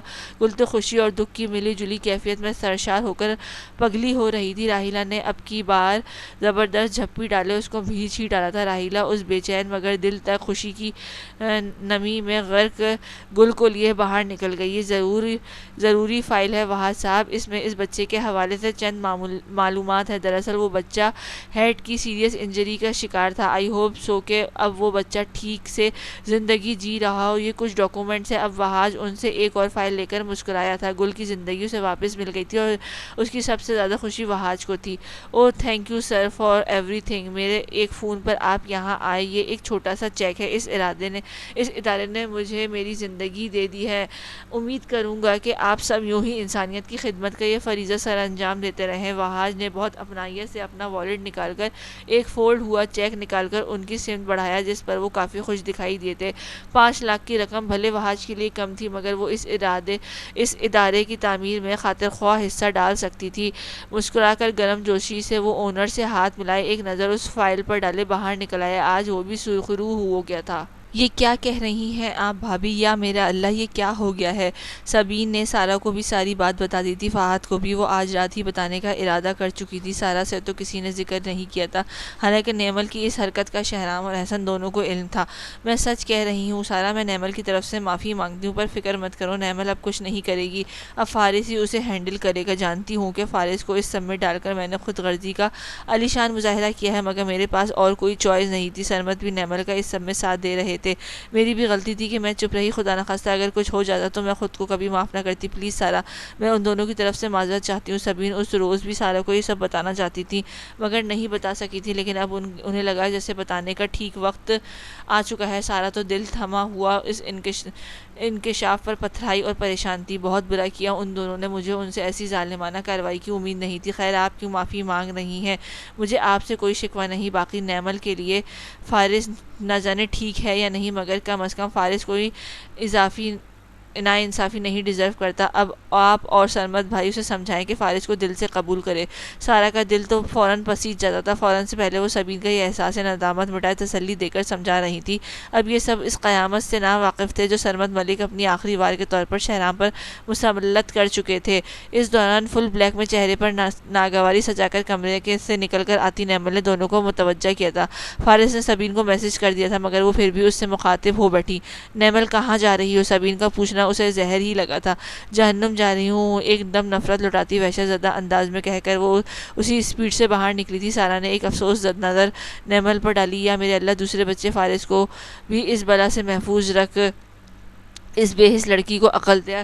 سارا کا دل تو اب فارس کے لیے بے حد رنجیدہ ہو چکا تھا. دیکھ لو اسے کیسی بد تہذیبی کر کے گئی ہے, میں کیا کروں, کہاں چلی جاؤں؟ سبین تو سخت دکھ اور تکلیف لیے جھنجھلائی ہوئی بولی تھی, مگر فی الوقت سارا کے پاس بھی حوصلہ دینے کے لیے کوئی لفظ نہ تھے. وہ تو خود خوفزدہ تھی. نہ تسلی, نہ تشفی, نہ کوئی پیار کی بات. تجھ کو کیا ملتا ہے ظالم ہمیں تڑپانے میں؟ وہ دونوں ہی سڑک کے ساتھ گاڑی سے ٹیک لگائے کھڑے تھے. نیمل جو اسے مارنے آئی تھی اب سپاٹ سا چہرہ لی سنجیدگی سے سامنے ویران سڑک دیکھ رہی تھی. فارس نے ایک نظر اس دشمن جاں پہ ڈال کر نغمگی اور حسرت لیے شعر کہا تو نیمل نے ایک تیز زدہ نظر اس عجوبے فارس پر ڈالی جو اس پر نہ جانے کس لیے نازل کر دیا گیا تھا. اپنی یہ فضول حرکتیں بند کرو فارس منصور, مجھے ڈائیورس دو, میں تمہارے ساتھ نہیں رہنا چاہتی. نہ مجھے تمہاری شکل قبول ہے. نیمل تو کاٹ کھانے کو دوڑی تھی مگر وہ بھول گئی تھی کہ اب وہ بہت زیادہ بے بس ہے. اب فارس منصور کا وقت تھا. تم ہو تو بہت پیاری نیمل, پر ایسی ظالمانہ لفظ منہ سے نکالتے ہوئے ذرا بھی نہیں کانپتی. کیوں تمہیں میری شکل قبول نہیں ہے؟ کیا کمی ہے مجھ میں, اور اس میں حرکت میں فضول کیا ہے؟ یو آر مائی وائف, اور ابھی تو میں نے اب بہت حد میں رہ کر حرکتیں کی ہیں. میڈم مجھ پر ایسے الزام لگاؤ گی تو میں ان کو سچ کرنے میں سیکنڈ بھی نہیں لگاؤں گا. دو معنی انداز میں وہ نیمل کو ایک ہی جھٹکے میں ساتھ سے اپنے سامنے کھڑا کرتے ہوئے نرمی اور غرور سے اس پر واضح کر رہا تھا. نیمل کو یہ شخص بہت زہر لگ رہا تھا مگر نہ جانے کیوں اسے مارنے سے بھی خوف کھا رہی تھی, ورنہ نیمل ملک کے لیے کسی کو جان لینا کب مشکل تھا. تمہیں کیا فارسی سمجھ آتی ہے؟ مجھے تم میں کوئی دلچسپی نہیں. آج تو میں آ گئی ہوں, آئندہ مجھ پر حکم چلانے کی کوشش بھی مت کرنا. تمہیں تو اپنی عزت راز ہی نہیں ہے, ورنہ میں اتنے ذلیل کرنے کے باوجود تو تم مجھ سے نکاح کی حامی نہ بڑھتے. اپنے بازو ایک ہی جھٹکے میں وہ فارس کی مضبوط گرفت سے چھڑاتی غصے سے اس پر اپنی نظریں سخت کیے کچھ دور ہٹی. فارس نے ایک الجھن زدہ سی اچٹتی نگاہ نیمل پر ڈالی اور اس کے اپنے اور درمیان کا یہ کم فاصلہ بالکل ہٹانے اس کی کمر میں ہاتھ ڈالے اسے اپنے بالکل قریب کر لیا. نیمل نے نکلنا چاہا مگر یہ گرفت اس کی سوچ سے بھی زیادہ مضبوط تھی. فارس کے چہرے پر دکھ ابھر چکا تھا. مجھے تم سے محبت نے اس نکاح پر راضی کیا تھا. تمہاری دی جانے والی ذلت میرا کچھ بگاڑ نہیں پائی. ہاں سچ یہ ہے کہ مجھے نفرت ہو جانی چاہیے تھی اور ممکن تھا کہ بد دعائیں بھی دیتا, پر یا تو محبت دی جاتی ہے یا بد دعا. میں نے بد دعا کے مقام پر بھی تمہیں محبت دی. کیا تمہیں اپنی خوش قسمتی کا ادراک نہیں ہوا؟ اداسی اور رنجیدگی کی انتہا لیے وہ تھکے انداز میں نیمل کے گال پر ہاتھ پھیرتے بولا جو اس کی گرفت میں بے چین ہو رہی تھی مگر اب وہ اس گرفت سے نکلنے کی کوشش روک چکی تھی. اس نے پہلی بار فارس کی آنکھوں کی گہرائی دیکھی. تم مجھ سے دور رہ کر بات کرو چھچورے کہیں کے. یہاں سے پتہ چلتا ہے کہ تم کتنے پانی میں ہو. بھلے وہ اس کی مضبوط گرفت میں تھی مگر ابھی بھی نیمل ملک کے لفظوں میں زہر تھا, وہ زہر جو فارس کو دل تک ہلا گیا تھا مگر اس کے باوجود وہ اسے گرفت سے آزاد نہیں کر پایا تھا. تم میری ہو تو کیوں دور رہوں, اس میں چھچورا کچھ نہیں ہے. میں تمہیں یوں ہی اپنا اسیر کروں گا نیمل ملک. میرے بعد میری اس زبردستی گرفت کو مس کرنا. یہی نہیں, ابھی تو کئی نشانیاں بنانی ہیں جو فارس کے بعد تمہاری زندگی کا سرمایہ ہوں گی. اس چہرے پر فارس اپنے چہرے کے نقش بنائے گا, تم پر اپنا آپ تحریر کر کے تمہیں خود سے آزادی دے کر فنا ہو جائے گا. مجھے یہ محبت اپنی رگ رگ میں اتار لینے دو, پھر تم مجھے اپنے ہاتھوں سے مار دینا. نہ چاہتے ہوئے فارس کی کہی باتیں ایک دن ایک اندیکھی تکلیف میں لپٹ کر نیمل ملک کو بھی ساکت کر چکی تھی. یہ شخص واقعی اسے اپنے اسیر کرنا چاہتا تھا. تبھی باتوں میں باتوں اور آنکھوں کے وار کر رہا تھا۔ پیچھے ہٹو، اپنی یہ فلسفی باتیں بند کرو، کیونکہ میں ان میں امپریس نہیں ہونے والی۔ تم مجھے بہت برے لگتے ہو۔ شہرام ملک سے جڑا ہر شخص اب نیمل ملک کو زہر لگتا ہے۔ مجھے تم چھوڑ دو، میں کبھی بھی تمہارا ساتھ قبول نہیں کروں گی۔ نیمل اپنی دونوں بازو سے اس کے سینے پر دباؤ ڈال کر پوری حقارت سے اس کے حسین نگاہوں میں جھانک کر کہتی، گرفت سے نکلنا چاہتی تھی، مگر اب وہ ایک اوق کے بجائے دونوں بازوؤں سے اسے حصار میں لیے بہت ظالمانہ مرکوز کر چکا تھا۔ دونوں اس قدر قریب تھے کہ ذرا سی جنبش پر دونوں کا چہرہ ٹکرا جانے والا دکھائی دے رہا تھا۔ میں تمہیں چھوڑ نہیں سکتا، آکسیجن ہو یار، مر جاؤں گا اس کے بنا۔ ہلکی سی پھونک اس کے چہرے پر مارے وہ شریر اور بے لگام ہوا، مگر وہ ضرور سے ناپسندیدہ حرکت پر اس کا منہ نوچنے والی دکھائی دی تھی۔ اپنی یہ بری حرکتیں روک لو ورنہ میں سچ میں تمہیں مار دوں گی۔ پھونک والی حرکت نیمل کو خاصی ناگوار لگی تھی۔ فارس نے نیمل کا ایک ایک تاثر دیکھ کر لطف لے رہا تھا۔ دل تو چاہتا ہے یہیں تمہاری سانس روک دوں۔ نیمل ملک کس قدر شفاق اور بے رحم ہو۔ فارس اب کی بار شدید افسوس لیے اس جان کی دشمن نیمل کو اپنی چٹتی نگاہوں کا سخت انداز میں دیکھ کے بولا تھا، جو اب مزاحمت کر کے بھی تھک کر نڈال ہو گئی تھی۔ ہاں تبھی تو کہا ہے چھوڑ دو مجھے، کوئی اپنی جیسی ڈھونڈ لو جوکر، بلکہ کوئی چھچوری۔ نیمل کے دونوں ہاتھ تو کب سے فارس کے سینے پر دباؤ ڈال کر گرفت سے نکلنے پر لگے تھے، مگر فارس بھی ڈھیٹ بنا ہوا تھا۔ نیمل کا لہجہ خاصا بدمزہ کر دینے والا تھا۔ تم ہو نہ جوکر اور چھچوری بھی، نہیں ہو تو نو پرابلم، میرے ساتھ رہ کر ہو جاؤ گی۔ فارس تو بنا دبے باقاعدہ آنکھ مارے بے خود ہوا، مگر نیمل ضرور صدمے میں پہنچ گئی تھی۔ یہ بندہ واقعی جونک تھا۔ تمہارے ساتھ رہتی ہے میری جوتی۔ نیمل کا غرور تو آسمانوں پر تھا۔ فارس بھی اب خود کو روکتا روکتا تھک گیا تھا۔ نہیں، میرے ساتھ بس نیمل رہے گی، جس سے مجھے اس وقت بہت سارا پیار امٹ کر آ رہا ہے۔ جی چاہ رہا ہے اس تیکھی چڑیل کے چہرے کا ہر نقش مٹا کر اپنے من پسند خد و حال ثبت کر دوں کیا؟ اس سے پہلے کہ فارس اس کی سانسوں کے حصار کے راستے میں آتا، زوردار جھٹکے سے وہ آخر محترم کی ڈھیلی پڑتی گرفت سے نکل گئی تھی۔ چہرے پر فارس کی بے باکی پر شدید غصہ ابھر چکا تھا، جبکہ فارس تو گاڑی کی ٹیک چھوڑے نیمل کی سمت بے قراری سے بڑھا تھا۔ نیمل نے دل بری طرح لرزا تھا جب وہ اسے ایک بار پھر بازو سے پکڑے کھینچتا اسے ہوا اپنے سینے میں سمو چکا تھا۔ میری اجازت کے بنا تم مجھ سے دور نہیں جا سکتی۔ نیمل بس کر دو، اپنے مرہم کو اپنے پیچھے مت تھکاؤ۔ مجھ سے محبت تمہیں کہیں نہیں ملے گی۔ سب تمہیں برا کہتے ہیں تو فارس کا دل جلتا ہے۔ میں تمہیں برا نہیں دکھنا چاہتا۔ اس قدر دیوانگی پر تو نیمل بھی پتھرائی ہوئی اس کی گرفت کی شدت پر حیران تھی۔ یہ شخص اسے آج سچا اور اپنا وجود جھوٹا لگ رہا تھا۔ مجھ پر یوں زبردستی حق جما کر تم مجھے اریٹیٹ کر رہے ہو۔ اس قدر ظالم قربت پر تو سانس لینا محال تھا، مگر وہ بول گئی تھی، نہیں، یہ تو باہمی رضامندی ہے، ورنہ تمہارے ہاتھ میری کمر پر نہ ہوتے۔ فارس کی بات پر نیمل نے فوراً سے اپنے ہاتھ ہٹائے تو فارس بھی دانت نکالے اپنی دل فریبی کے سنگ روبرو ہو کر اس گڑبڑاتی نیمل کے سامنے ہوا۔ لگتا ہے محبوب بھی ہلکا ہلکا رضامند ہے۔ ویسے مجھے اپنے ٹیلنٹ پر یقین ہے کہ 2-3 مزید ملاقاتوں میں فارس منصور تمہیں اپنا قیدی بنا ہی لے گا۔ نیمل ملک ڈرو اس دن سے جب یہ بندہ تم سے گن گن کر بدلے لے گا۔ بڑی ہی کوئی ڈھیٹ شے ہے یہ فارس۔ نیمل کے چہرے کا غصہ بھی ہٹ کر الجھن بنا تھا۔ اس بندے پر اب اس کا دن دھاڑ کر رونے کو آیا تھا۔ میں جا رہی ہوں، مجھے اب مت حکم دینا۔ تمہاری نہ تو میں ملازم ہوں، نہ زرخرید غلام کی تمہاری بات پر عمل کرنا حرف آخر ہے۔ مجھے تم سے کوئی قربت ڈیولپ نہیں کرنی۔ جان چھوڑ دو میری۔ بہت بیزارگی سے وہ فارس کو ایک بار پھر ڈیگریٹ کیے مڑی تو فارس بھی مڑتا ہوا اسے ایک ہی جھٹکے سے گاڑی سے لگا کر سخت غصے سے، تنقیدی اور معنی خیزی سے اٹ کر دیکھ رہا تھا۔ حکم تو کروں گا، اور اگلی بار بہت گناہ سے حکم عدولی بھی کروں گا۔ مجھے دیوانہ ہی رہنے دو۔ شوہر بننے پر مت اکساؤ۔ بیٹھو گاڑی میں۔ کمال کی تیکھی شکل اور ناراضگی وہ چہرے پر صاف صاف وارننگ کا تاثر لے نیمل کو گال تھپکتا ہوا گاڑی کا ڈور کھولے اندر جا بیٹھا۔ نیمل بھی ایک غصے میں دہکتی نگاہ اس کے دل کے سچے اور زبان کے پکے فارس پر ڈالتے ہوئے اپنا سانس بحال کیے دوسری طرف جا کر بیٹھ گئی تھی۔ دونوں نے گھوڑیوں کے تبادلے کے سوا پھر کوئی بات نہیں کی تھی، مگر فارس منصور نے اس سفاق کے دل میں پہلی دستک دے دی تھی۔ یہ فارس منصور تو سراپا دعا تھا، اور ایسی دعا نیمل کو لگنے والی دکھائی دے رہی تھی۔ آسمان کا ہر رنگ، زمین کا ہر منظر ہی فارس منصور کا دیوانہ ہو رہا تھا۔ کسی نے سچ کہا ہے کہ صاحب محبت تو بس صاحب دعا ہوتا ہے، اس کے مسلک سے بد دعائیں دینے والا کافر ٹھہرتا ہے۔ بس کر دو گل میری جان، سلار مل گیا ہے۔ اب اپنی یہ آنکھیں خوشیوں की नई चमक से भरने के लिए तैयार हो जाओ। वहाज और राहिला गुल को रिलैक्स करने के लिए ढाबे पर लाए थे। वैसे भी वो दिन के खाने का वक्त हो चुका था। अभी वो लोग गांव के एरिया में ही थे। गुल इस लाजवाल खुशी पर निढालती, उसे समझ नहीं आ रहा था कि वो रोए या मुस्कुराए।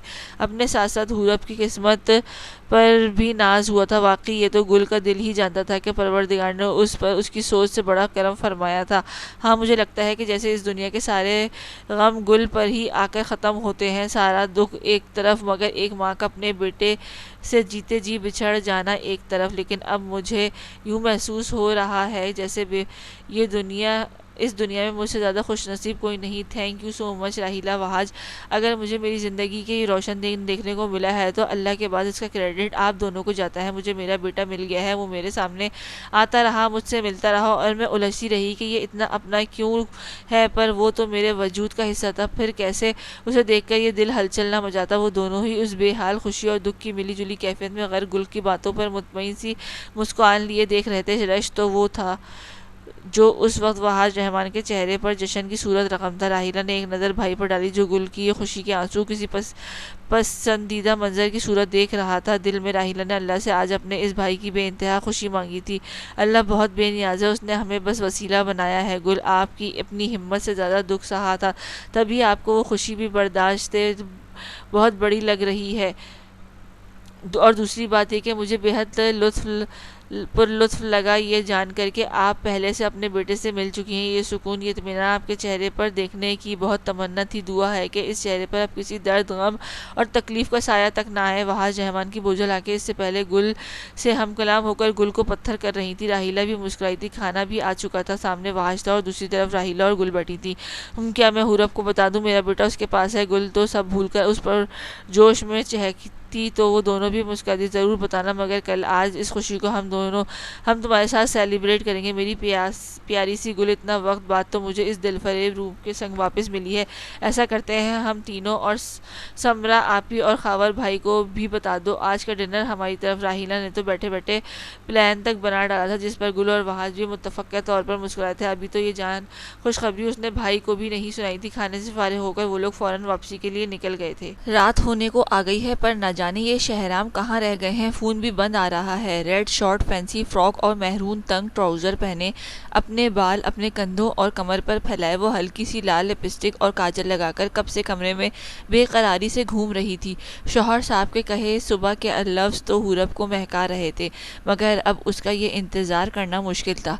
शाम को शहराम का बस एक टेक्स्ट मैसेज मौसूल हुआ था कि मैं आता हूँ कुछ देर तक।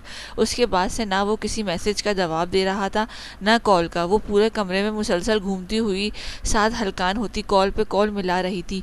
या अल्लाह, वो ठीक हो? पता नहीं क्यों दिल भी घबरा रहा है। वो ऐसे लापरवाह तो नहीं है कि इतनी देर करें। हुरब का दिल अब बहुत परेशान था। वो रह रहकर दिल वसवसों की अमाजगा बन रहा था। शहराम प्लीज़ आप भी जाएं, मुझे तड़पा रहे हैं, जानती हूँ, पर अब मुझे परेशानी हो रही है। जल्लाद न बने प्लीज़। हुरब थक हार कर ड्रेसिंग के करीब आकर फ़ोन रखते हुए ख़ुद को देखने लगी। वो इंतहाई खूबसूरत लग रही थी। आज शहराम के लिए खुसूसी तैयारी हुई थी। होठों पर लाल रंग का उसके लिबास और चेहरे से मैल खाता हुआ दिल फरेबी की बुलंदी पर जा पहुंचा था। गले में वही पेंडेंट, कानों में उसी तरह के टॉप्स, हाथ में वही रिंग, वजूद में उठती एक सीक्रेट परफ्यूम की खुशबू। कमरे की मध्यम रोशनी जो यूं ही बेखुद होकर हर शय अपने अंदर जज्ब कर रही थी, वो अपने हुस्न में ही खोई थी। जब दरवाज़ा नॉक हुआ, फ़ौरन से मुड़ती हुई वो चेहरे पर दिलगीर सी फिक्रमंदी लिए रूम डोर तक पहुंची और दरवाज़ा खोलते ही वो वहीं पत्थर हो गई। सामने शहराम मलिक तो था, मगर निहायत ही तबाहशुदा हाल में। उसकी आंखें इस कदर लाल और दहकी हुई थी, हुरब की जान निकल चुकी थी। अपने सामने शहराम मलिक की ऐसी खौफनाक तकलीफ में लिपटी सूरत उसे भी सदमा पहुंचा चुकी थी। शहराम, क्या हुआ है आपको? आए यहाँ। या अल्लाह, आपको तो इस कदर तेज़ फीवर हो रहा है, कहाँ रह गए थे आप? शहराम तो यूँ था जैसे उसके पास बोलने, सुनने और समझने को कुछ बाकी नहीं बचा था। हुरब उसे बामुश्किल पकड़े दरवाज़ा बंद करती बेड तक लाई तो वो उसका हाथ छुड़ाए तबाहकुन हुआ गिरने के अंदाज में बैठा और वहीं बेड पर गिरकर लेट गया। हुरब तो अब शदीद लरज उठी थी। शहराम, उसे बिल्कुल ठीक नहीं लग रहा था। मेरी जान मत निकालें शहराम, ऐसे चुप तो मत रहें, कुछ तो बताएं कि क्या हुआ है। हुरब भी अब रो देने के अंदाज में उसे सराहने बैठी बोली, मगर वो तो अपनी अजियतनाक आंखें भींचे बेसुध लेटा था। हुरब उसके चेहरे को थामे अब खुद भी आंखों के गोशे नम कर गई थी। मैं रिसेप्शन पर कहती हूँ डॉक्टर को भिजवा दें, आपका फीवर बहुत بہت ہائی ہے۔ اس سے پہلے کہ حورب اٹھ کر فون تک جاتی، شہرام بیٹھ سے سر اٹھائے اس کی گود میں دھرے پھر سے اپنی درد کرتی آنکھیں بند کر گیا تھا۔ شاید وہ سارا کا سارا رو آیا تھا۔ حورب تو اس شخص کی دل دہلاتی خاموشی سے اب خود بے جان ہو رہی تھی۔ شہرام، آج آپ کچھ بول کیوں نہیں رہے؟ سب ٹھیک ہے نا؟ آپ روئے ہیں کیا؟ آپ کا چہرہ اس قدر تھکا ہوا کیوں ہے؟ اور یہ آنکھیں ایسی خوفناک، میرا سانس بند ہو جائے گا، پلیز مجھے بتائیں۔ حورب تو اس کی تکلیف کے تاثرات دیکھ کر ہی صدمے میں غرق ہو چکی تھی۔ حورب، مجھے اکیلا مت چھوڑنا، ایسا لگ رہا ہے آج شہرام ملک مرنے والا ہے۔ مرنے کے بعد بھی مت چھوڑنا، مجھے خود سے دور مت کرنا، میں اس دنیا میں صرف تمہیں جانتا ہوں، میرا اور کوئی نہیں، سب ختم ہو گیا ہے۔ شہرام لیٹے ہی اس کا چہرہ تھامے دیوانگی لیے درد میں اٹا ہوا اپنی مخدوش حالت لیے بولا تھا۔ لہجے میں کھارے پانی سی نمی محسوس ہوئی تھی۔ حورب کا دل بھی سہم گیا تھا۔ حورب خوف میں مبتلا ہو چکی تھی۔ دقتوں سے اپنے ڈرے دل کو منتشر ہونے سے روکتی ہوئی وہ اپنی آنکھیں نم کر چکی تھی۔ اس کی آنکھوں کی نمی شہرام کے چہرے پر پہنچی تو شہرام فوراً سے اٹھ کر اس کے روبرو بیٹھا، جو اسے مرنے والی بات پر پتھر بنی ہوئی رو دی تھی۔ آج شہرام ملک مر جانا چاہتا ہے، مجھے مرنے دو، بلکہ مجھے مار دو حورب، یہ اذیتیں اور تکلیفیں میرا پیچھا نہیں چھوڑتی، میرا دم گھٹ رہا ہے۔ وہ ٹوٹا اور بکھرا شخص اس نازک سے کیا مانگ رہا تھا جو خود یہ سن کر سکتے میں تھی۔ حورب کی زندگی بھی آپ کو لگے، ایسا نہ کہیں پلیز، کیا ہوا ہے مجھے بتائیں، آپ کی ساری تکلیفیں حورب خود میں سمیٹ لے گی۔ یوں آپ مجھے بھی تکلیف دے رہے ہیں، گئے تو آپ بالکل ٹھیک تھے، میرا دل بیٹھا جا رہا ہے۔ صدمے کی شدید گہرائی سے نکلتے ہی حورب بہت بے قراری سے اپنے ریزہ ریزہ وجود والے کا چہرہ ہاتھوں میں بھرے حسرت سے پوچھ رہی تھی، اور وہ کیا بتاتا کہ وہ گیا تو شہرام ملک بن کر تھا، مگر وہ ایک بے نام تھا، ایک ایسا شخص جس کی کوئی شناخت نہیں تھی۔ حورب، مجھ سے کچھ مت پوچھو، بس میرے پاس رہو، میں نہیں چاہتا کہ شہرام ملک مرتے مرتے کم از کم تم سے محروم رہ جائے۔ اب کی بار وہ خوف زدہ سا اسے خود میں پوری شدت سے سمیٹ چکا تھا۔ چند بے آواز آنسو شہرام کی آنکھوں سے رسنا چاہتے تھے، پر وہ انہیں پینا چاہ رہا تھا۔ حورب تو شہرام کی ایسی ٹوٹی حالت دیکھ کر اب خود اس کی گرفت میں نڈھال ہو چکی تھی۔ نہ کریں مرنے کی بات، آپ اب مجھے سے مار کھائیں گے، شہرام کیوں کر رہے ہیں ایسا؟ حورب اس کی گرفت نے بھی خود بکھرتی ہوئی سی اس کی تکلیف پر بولی تھی، جو اسے یوں سینے سے لگائے ہوئے تھا جیسے وہ ہی اس کی آخری دولت بچی تھی۔ چھوڑیں مجھے، یہاں سامنے ہو۔ اپنی کمر سے شہرام کے بازو پکڑے، پورا زور لگا کر اسے بندے ہاتھ کھولتی ہوئی وہ اسے اپنے مقابل لائی۔ اب خفا سی تھی، اور شہرام کی بھیگی آنکھیں دیکھ کر حورب ایک بار پھر رنجیدہ ہوئی۔ وہ تو اپنے اجڑے حال پر آیا ہوا ایک بکھرا وجود زدہ شخص تھا، جو ابھی بھی مسماری کے مرحلے سے نکل کر یہاں پہنچا تھا۔ بس اب یہ نمی آپ کی آنکھوں میں بہت بری لگ رہی ہے، آپ مجھے رلا لیں، پر آپ کو اس کی اجازت نہیں دوں گی، بتائیں نا۔ بہت پیار اور مان سے وہ شہرام کی آنکھیں چھوتے ہوئے اس کے گال بھی خشک کیے روتو سی بولی تھی، اور وہ دل تک مزید تکلیف میں لپٹ گیا تھا۔ حورب، کچھ مت پوچھو۔ ایک سرد بھرتا وہ پھر سے گرتا ہوا بیڈ پر لیٹ گیا تھا۔ حورب بھی فوراً سے منہ اس کی جانب پھیر کر اس کی طرف مڑی، جو واقعی بہت تکلیف میں لگ رہا تھا۔ پلیز، میں آپ کو ایسے نہیں دیکھ سکتی۔ اس کے سینے پر جھک کر وہ اپنا سر دھرے نم آواز میں شکوہ کر رہی تھی۔ شہرام نے اپنے دونوں بازو حورب کے گرد پھیلائے، پھر سے اپنی دہکتی آنکھیں بند کر لی۔ میرے پاس رہو، بس اسے قید کیے وہ بس اب خاموشی چاہتا تھا۔ حورب کو اس کی فکر تھی جو بخار میں تپ رہا تھا، اور وہ تو یوں تھا جیسے اس کے وجود کا سارا لہو آج اس کی آنکھوں میں سمٹ چکا تھا، مگر پھر بھی رونے کو لہو تو کیا، لہو سا پانی بھی نہیں بچا تھا۔ شہرام، آپ کو بہت فیور ہے، چلیں ڈاکٹر کے پاس چلتے ہیں۔ حورب اپنا ہاتھ شہرام کے دل پر دھرے بہت پھر سے لرزی آواز میں کچھ اوپر ہوئی رنجیدہ ترین فکر مندی میں غرق ہوئی بولی تھی۔ دونوں کی نظریں ایک سے بڑھ کر ایک اذیت کا شکار تھیں، ایک خاموشی چاہتا تھا اور دوسری شہرام کو اس حال کے آنے کی وجہ کے متعلق جاننا۔ میرا علاج تم ہو اور کوئی نہیں، شہرام کی اپنی آواز لرزی ہوئی تھی۔ حورب نے ایک نظر تھوڑا سا مزید اٹھا کر نگاہیں ضبط کیے دیکھا تو شہرام کے چہرے پر پھر سے نمی ابھر رہی تھی۔ دل تک حورب بھی بہت دکھی اور تکلیف سے دوچار ہوئی تھی۔ پلیز ضد نہ کریں، حورب نے تاثر زدہ ہوئے ایک آخری گزارش کی۔ پلیز حورب، میرے پاس میرا یہ سکون یوں ہی رہنے دو، مجھے فی الوقت اور کسی شے کی تمنا نہیں، صبح بات کریں گے، ابھی نہیں۔ شہرام نے بھی جیسے حتمی فیصلہ سنائے اپنی بات کا کنارہ توڑ دیا۔ پھر تو حورب بھی دکھی سی ہو کر اس کے سینے سے لگی بے قرار سی ہوئی خاموش ہو گئی تھی۔ جس طرح یہ خبر گل کو ہلا گئی تھی، بالکل ویسے ہی خاور اور سمرا کے چہرے کی بے یقینی بھی قابل دید تھی۔ راحیلہ نے رات کے اس ڈنر کی بہت پر رونق تیاری کروائی تھی، اس کے شوہر بھی ڈنر میں سب کے ساتھ تھے۔ وہاں تو جیسے گل کے چہرے کی چاشنی دیکھ کر جی اٹھا تھا۔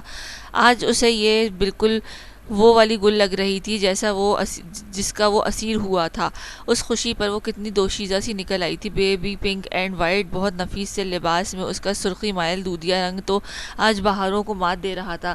گالوں اور آنکھوں کے گوشے بھی ہلکے سرخی لیے اس بے انتہا بڑی خوشی کی سیلیبریٹ کرتے دکھائی دیے تھے۔ سمرا کو یہ جھٹکا جس شدت سے لگنا چاہیے تھا ویسے نہیں لگا تھا۔ اب انہیں اس خبر سے بس سکون ملا تھا، یعنی ان کی حورب اپنی خوشی کے سنگ بے حد سکون میں تھی۔ ان کی بیٹی خوش تھی، پھر اس سے ان کو فرق نہیں پڑتا تھا کہ وہ اس کے ساتھ کون فاتح ہے، شہرام ملک یا سالار ہمدانی۔ وہ دونوں پر راضی تھی۔ جہاں وہ شہرام ملک کے روپ میں ان کی بیٹی کے سر کا سائبان تھا، وہیں اب سالار کے روپ میں اس پگلی کی عمر بھر کی ریاضت کا جہاں بھی تھا۔ وہ تو حورب کے چہرے پر اس ایکسپریشنز کا امیجن کرتی ہوئی دل فریب ہوئی جو اس سچائی کے بعد ان دونوں کے چہروں پر آنے والے تھے۔ خاور حسین، جنہیں اس بات پر صرف رشک تھا شہرام ملک ان کے لیے بس ان کا بیٹا تھا، ان کی حورب کا محافظ، ان کی زندگی کا ساتھی، اور اب وہ سالار کے روپ میں ان کی کملی بیٹی کا وہ کھویا خواب تھا جو اسے چھین لیا گیا تھا۔ انہیں خود کے ساتھ ساتھ حورب کی قسمت پر بھی بے شمار پیار آیا تھا۔ راحیلہ، جس کی اب بھائی کو آباد دیکھنے کی تمنا پہلے سے زیادہ شدت اختیار کر گئی تھی، وہ اب گل کو وہاج کا کرنا چاہتی تھی۔ یہ دونوں تو لگتے ہی ایک دوسرے کے لیے تھے، پر وہ مایوس تھی، نہ جانے اب گل کبھی ہاں کا سوچتی بھی ہے یا نہیں۔ اگر ہاں تو پھر تو راحیلہ جی اٹھنے والی تھی، اور اگر نہیں تو پھر سے بھائی کی خواہشوں کو ترسنے والی تھی۔ جو بھی تھا، مگر وہ شدت سے ایسے حالات چاہتی تھی جو ان دونوں کو جوڑ دیتے۔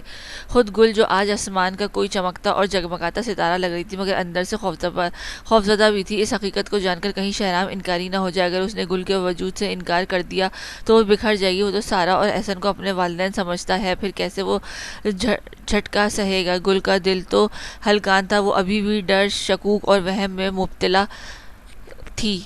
خاور اور سمرا وہاج اور راحیلہ سے بھی کافی ٹائم بعد مل رہے تھے، اور جاتے ہوئے وہ ان سب کو گھر آنے کی دعوت بھی دے گئے تھے۔ کام وغیرہ سمیٹ کر راحیلہ کمرے میں گئی تو لان میں بھائی کو کھڑا دیکھ کر وہیں آ گئی۔ وائٹ ٹراؤزر اور بلیک ٹی شرٹ پہنے ہوئے وہ آسمان پر لہراتے کالے بادل دیکھ رہا تھا۔ آپ سوئے نہیں؟ آج تو یہ بے چینی ختم ہو جانی چاہیے بھیا۔ راحیلہ کی ڈھارس زدہ آواز پر وہاج بھی ہلکی سی بے چین مسکان لیے مڑ کر اس کے روبرو ہوا۔ کتنی تھکی آنکھیں رکھتا تھا وہ، جن میں بس ایک لاحاصل انتظار درج دکھائی دیتا تھا۔ بے چین نہیں ہوں، بس خوفزدہ ہوں۔ وہاج کی آواز میں بے بسی سی لرزش راحیلہ نے بھی محسوس کی تھی۔ یہی خوف ہے کہ وہ آپ کو ایک بار پھر مجبوری کا کہہ کر ٹال دے گی، ہے نا؟ راحیلہ نے متلاشی نظریں اپنے پیارے بھائی پر ڈالی تھی۔ نہیں، کہیں وہ اس بار ٹالنے کے بجائے دامن نہ چھڑا لے۔ اس کی زندگی تو اس کے بیٹے سے مکمل لگتی ہے۔ راحیلہ، مجھے واپس چلے جانا چاہیے۔ دامن چھڑانے کا یہ عمل میں دیکھنا نہیں چاہتا۔ آج بہت مدت کے بعد وہاج رحمان کی آنکھیں نم سی تلخی میں راحیلہ کو بھی رنجیدہ کر گئی تھی۔ لہجے میں ٹوٹتے ہوئے کانچ کی کھنک لرزہ خیز تھی۔ میری ماں نے تو ایک آخری کوشش کرنے کے لیے رک جائیں۔ وہ بے رحم اور بے حس نہیں ہے، آپ کی ہر تکلیف سمجھتی ہے۔ اس کی زندگی کو سیدھا ہونے دیں۔ ممکن ہے وہ اس بار ٹال تک نہ پائے۔ راحیلہ آج بھی اسے پورے امید کر رہی تھی، لیکن وہاج آج مایوس تھا۔ تم دعا کرو، بہت سی کرنا، اور یہ بھی کرنا کہ مجھے بس گل والی دعا لگ جائے، یہ دعا رد نہ ہو پلیز راحیلہ۔ وہاج اپنی ہاری آواز لیے کہہ کر جا چکا تھا، مگر راحیلہ بہت تکلیف زدہ ہو کر اپنی آنکھیں بھگا گئی تھیں۔ اس کا بس چلتا تو وہ اپنے بھائی پر اپنی جان وار دیتی، مگر اب وہ واقعی ساری کی ساری دعائیں مانگنے والی تھی۔ ممکن تھا کہ اب کچھ رد نہ کیا جاتا، کیونکہ اس لاحاصل انتظار میں لپٹے دل والے کی سنوائی ہو چکی تھی۔ تھینک یو سو مچ۔ ان کا فیور کم تو ہو جائے گا نا؟ ساری رات وہ حورب کو اپنی مضبوط گرفت میں قید رکھے بہت بھی بے چین تھا، مگر فجر کے بعد شہرام کا فیور انتہا تک جا پہنچا تھا اور گرفت بھی ڈھیلی پڑ گئی تھی۔ تبھی حورب نے ریسیپشن کو کہہ کر ڈاکٹر کو بلوانے کی ریکویسٹ کی تھی۔ وہ شہرام کو چیک کر کے اب جانے کو موڑ رہا تھا۔ جی بالکل، یہ میڈیسن دیں آپ ان کو، جتنا آرام کریں اتنا اچھا ہے۔ انہوں نے کچھ کھایا بھی نہیں ہے، پہلی فرصت میں انہیں کچھ کھلا دیں ورنہ ویکنس بڑھ جائے گی۔ عمر رسیدہ ڈاکٹر اپنے پروفیشنل انداز میں حورب کو میڈیسن اور ہدایت دیے باہر نکل گئے تھے۔ حورب نے دروازہ بند کیا اور اداسی نگاہ اپنے جان سے پیارے شہرام پر ڈال کر پھر سے فون کی طرف گئی اور ناشتہ منگوا کر فون رکھتے ہوئی شہرام کی طرف آئی۔ وہ اب سویا ہوا بہت نڈھال لگ رہا تھا۔ ساری رات وہ بے قرار رہا تھا، جیسے اس کے وجود کی کوئی بہت بری طرح سلگا رہی تھی۔ حورب نے سائیڈ لیمپ کی روشنی جلا کر مین لائٹ آف کر دی تاکہ وہ ڈسٹرب نہ ہو۔ دروازہ نوک ہوا تو حورب دروازے تک گئی اور ناشتے کی ٹرے لیے پھر سے اس کے قریب آئی۔ وہ تو ابھی بھی مکمل سویا ہوا نہیں تھا، اس کا دل بے قرار تھا، اس کی سانسیں تھکی ہوئی تھی۔ ٹرے سائڈ پر دھرے وہ شہرام کے روبرو بیٹھی، خود بھی نیم جان سی ہو چکی تھی۔ جھک کر بہت پیار سے اس کی دہکتی پیشانی پر اپنے ہونٹ رکھے ہاتھوں سے اس کا چہرہ تھام چکی تھی، وہ بھی اتنا تاثیر پر اپنا ہاتھ حورب کے ہاتھ کو پکڑنے کے لیے بڑھا رہا تھا، جسے حورب نے فوراً اس کی پہنچ میں دیا اور مسکرائی، کیونکہ اس کا طلسمی شہزادہ اپنی بجھی آنکھیں کھولے پھر سے اسے خود میں سمیٹ لینا چاہ رہا تھا۔ حورب آپ کو ایک شرط پر ملے گی، پہلے ناشتہ کر کے میڈیسن لیں، پھر میں پوری کی پوری آپ کی، میں آپ کو ایسے ٹوٹا ہوا، کمزور اور بے جان نہیں دیکھ پا رہی۔ ناشتہ کریں اور مجھے بتائیں کہ آپ کو کیا دکھ ہلکان کر رہا ہے۔ اٹھ جائیں، بہت پیار سے وہ شہرام کے الجھے بالوں میں انگلیاں پھیر کر زبردستی بٹھاتے بول رہی تھی۔ شہرام بنا شرط کے بس حورب کو چاہتا تھا، بیٹھتے ہی وہ حورب کو پھر سے خود میں بے قراری سے لپٹا چکا تھا۔ حورب بس اس کا دکھ جاننے کو بے تاب تھی، اپنے بازو پھیلا کر اس کی چوڑی پشت پر پھیرتی وہ آج اس من پسند قربت میں مسکرا بھی نہیں رہی تھی۔ حورب، میں جینا نہیں چاہتا، پھر بھی تمہاری مسیحائی کا طلبگار ہوں۔ شہرام ملک فنا ہو گیا ہے، اس کے وجود کو منتشر ہونا طے تھا، اگر تم نہ ہوتی، بس مجھ سے دور مت جانا۔ اب تو حورب بھی اس ایک رٹ پر پریشان سی اس کے ساتھ لگی، اسے کندھے سے پیار دی گرفت مضبوط کر گئی تھی۔ میں حاضر ہوں آپ کے لیے، آپ کو سننے کے لیے، محسوس کرنے کے لیے، کبھی بھی دور نہیں جاؤں گی، مجھ سے جایا ہی کب جائے گا۔ آپ کی آنکھیں، آپ ہونٹوں کا تل، آپ کی یہ بے قرار سی مگر دل فریب گرفت، آپ کے وجود کی مہک، آپ کا ہر لمس تو میری زندگی کی وجہ ہے۔ بھلا پھر آپ ایسا الٹا کیوں سوچ رہے ہیں؟ ادھر سامنے ہونا، مجھے دیکھ کر بات کریں۔ حورب کا بس چلتا تو اپنا سارا سکون بھی اس شخص کے وجود میں اتار دیتی جو اس وقت بہت بےتاب سا تھا۔ وہ اسے خود سے الگ کیے روبرو لائے، اپنا نازک ہاتھوں میں اس کا چہرہ پرے اداسی ہو کر اس کے بوجھل آنکھوں میں جھانکے بولی، اگر تمہیں یہ پتا چلے کہ میں شہرام ملک وہ نہیں جو دکھائی دیتا ہوں، میں کوئی اور نکلوں، اگر کوئی بے نام، کوئی بے نشان سا وجود، کیا تم مجھے پھر بھی قبول کرو گی؟ ایک لمحے کو تو حورب بھی ساکت ہوئی تھی۔ شہرام دونوں ہاتھوں سے جکڑے اسے سخت تعصب زدہ نظروں میں مرکوز کیے جواب کا طالب تھا، مجھے ہر صورت قبول ہے، لیکن آپ یہ سب کیوں کہہ رہے ہیں؟ اب اسے حورب خوفزدہ لگی تھی، بے قرار سی، وہ اپنی شرٹ کے دو مزید بٹن کھولتا ہوا ایک سرد آہ بھر چکا تھا۔ شہرام کو لگا اس کا سانس بند ہو رہا ہے۔ میں ایک لاوارث ہوں حورب، ماما اور ڈیڈ نے مجھے 24 سال پہلے ایک یتیم خانے سے گود لیا تھا۔ حورب کو لگا وہ کسی صدمے میں جا گری ہے، شہرام کی تکلیف کا وہ تو اندازہ تک نہیں لگا سکتی تھی، یہ شخص تو واقعی تکلیف اور دکھ کا مرغوب شکار تھا۔ حورب نے آنکھیں نمی سے بھر گئی تھیں، جن کو اپنا سمجھتا رہا وہ میرے اپنے نہیں تھے۔ کون ہوں میں؟ حورب سوالیہ نشان بن گیا ہوں، وہ اذیت تو میری جان لے رہی ہے، مجھے لگتا ہے میرا سانس بند ہو جائے گا۔ حورب تو چاہ کر بھی اسے اس تکلیف سے نکال نہیں پائی تھی، مگر پھر نہ جانے کیا ہوا کہ حورب کے ذہن میں دھماکہ ہوا۔ فوراً سے پہلے وہ شہرام کی شرٹ کا بقایا بٹن کھولنے لگی۔ شہرام بھی لمحے بھر کو ساکت ہوا۔ شہرام، مجھے آپ کی بازو دیکھنی ہے، شرٹ اتاریں پلیز۔ حورب نے نہ جانے کیوں اس آخری نشانی کو دیکھنے کی تمنا کی، یہ اتفاقات اتنے سارے کیسے ممکن تھے؟ 24 سال، شہرام کا تل، آنکھیں، اور اب اس کا اپنی ماں باپ کا سگا نہ نکلنا۔ شہرام بھی حیرانگی لیے فوراً سے اپنی شرٹ اتار چکا تھا۔ حورب کی نظریں وہیں تھم چکی تھی، دائیں بازو پر کندھے کے قریب جامنی نشان۔ حورب کو لگا اب اس کا سانس بند ہوا ہے۔ شہرام تو اس کے اس عمل پر پہلے سے شدید دکھی اور تجسس زدہ تھا۔ حورب کی روئی سی ہنسی لیے اس نشان پر ہاتھ پھیرے ہوئے ایک نظر شہرام کی آنکھوں اور تل پر ڈالی۔ دل نے کہہ دیا، سب کچھ کہہ دیا، آپ سالار ہیں شہرام، آپ سالار ہیں۔ او مائی گاڈ! دل میں وہ اس ناگہانی سے انکشاف پر سجدہ زیر ہو گئی تھی۔ بے قراری سے وہ ایک بار پھر شہرام کو خود میں سمیٹ چکی تھی۔ حورب، یہ سب کیا ہے؟ شہرام تو اب اس کے اس پرجوش سے ری ایکشن پر خفگی اور دکھ لیے بولا تھا، آپ میری جان ہے، بس اتنا یاد رکھیں، سارا، مما اور احسن بابا آپ کے والدین ہیں اور رہیں گے، لیکن آپ کو ایک ماں اور ملنے والی ہے۔ کاش میں اپنی خوشی بتا سکتی۔ حورب کی بات ابھی تک شہرام کی سمجھ نہیں آئی تھی، تبھی وہ اسے خود سے الگ کیے اپنے مقابل لا کر شدید الجھن زدہ ہوئی تھی۔ ماں؟ کون سی ماں؟ حورب پلیز مجھے اور مت تھکاؤ، ایک دل سوز سی حسرت لیے وہ اس پگلی کی خوشی پر مزید غمگینی لیے بولا تھا۔ حورب فوراً سے اس کے چہرے پر جھک کر اس کے گال پر پیار دیے مسکرائی، آپ سالار ہیں میری آپی کے بیٹے، جو ان سے 24 سال پہلے ایک کار ایکسیڈنٹ میں کھو گئے تھے۔ اس حادثے میں آپ کے ڈیڈ اس دنیا سے چلے گئے تھے۔ گل آپی بھی کئی دن کوما میں رہنے کے بعد زندہ بچ گئیں، پر آج تک وہ اپنے سالار کی تلاش میں لگی ہوئی ہیں۔ آج ان کو بھی آپ کا پتہ چل گیا ہوگا، آپ لاوارث نہیں ہیں۔ یہ آپ کا تل، یہ طلسمی آنکھیں اور یہ کندھے کا نشان اس بات کا ثبوت ہے کہ آپ میری آپی کے سالار ہیں۔ ہاں ہاں شہرام، آپ تو خود اپنے رقیب نکلے۔ اف، مجھے بتائیں کہ میں اس بات پر ہنسوں یا رو دوں؟ حورب کا ایک ایک لفظ شہرام کو صدمے میں غرق کرتا جا رہا تھا۔ حورب کی آواز کسی سرگوشی کی مانند شہرام ملک کے دماغ میں بجتی چلی گئی۔ یہ کیسا ستم تھا جس نے شہرام سے اس کے سوچنے اور سمجھنے کی تمام حصیں ایک لمحے کو لے لی تھی؟ یہ نہیں ہو سکتا۔ شہرام کچھ دور ہٹے، اپنا سر جکڑے تکلیف لیے ہونٹ پیچھے دھاڑا تھا۔ حورب بھی اس کی ایسی حالت پر تڑپ کر اس کے قریب ہوئی، دونوں ہاتھوں سے وہ شہرام کا چہرہ پکڑے اس شخص کو یقین دلا رہی تھی۔ ایسا ہی ہے، خود کو تکلیف مت دیں، اسے ستم نہیں، مہربانی سمجھیں۔ آپ کو آپ کی اصل ماں کے ساتھ ساتھ اللہ نے تمام عمر کی رقابت سے بھی نکالا ہے، یعنی وہ نام سے جڑی محبت بھی آپ کے حصے میں آ گئی۔ شہر نہیں، آپ روئیں گے نہیں، ہم کل ہی واپس جائیں گے۔ چپ کریں فوراً، ایک زوردار حق تو بنتا ہے نا اس بات پر۔ آپ سے کچھ بھی نہیں لیا گیا، آپ کو مکمل جہاں ملا ہے میرے طلسمی شہزادے۔ حورب تو اب اسے خود میں اتار لینا چاہتی تھی، اس شخص کی تمام تکلیفوں کا ازالہ کرنے کا وقت تھا۔ حورب یہ کیا ہو گیا ہے؟ شہرام تو ابھی تک تکلیف میں لپٹ کر بولا تھا، کیونکہ وہ خطرناک حد تک الجھن اور بے یقینی کا شکار تھا، مگر حورب نے دل فریب سی گرفت میں اسے لیتے تسلی دی۔ وہ اس کے سینے سے بالکل بچوں کی طرح لگا رو سا دیا تھا، اور خود حورب کی بھی او مائی گاڈ والی فیلنگ آئی تو وہ بھی ہنستی دی تھی۔ ہاتھ سے اپنے راج دلارے صاحب کے آنسوؤں پرے ہٹائے وہ اس کے گال کھینچ چکی تھی۔ کچھ نہیں، بس آپ پر اب انعامات کی برسات ہونے والی ہے۔ چلیں اب ناشتہ کریں، آگے ہی ٹھنڈا ہو گیا، میں بلکہ دوسرا منگواتی ہوں۔ اس سے پہلے کہ وہ بولتی شہرام اس کے سینے سے سر ہٹائے، اب اسے پھر سے خود میں پیوست کر چکا تھا۔ بھائی یہ سلار والا جاندار حق تو بنتا تھا۔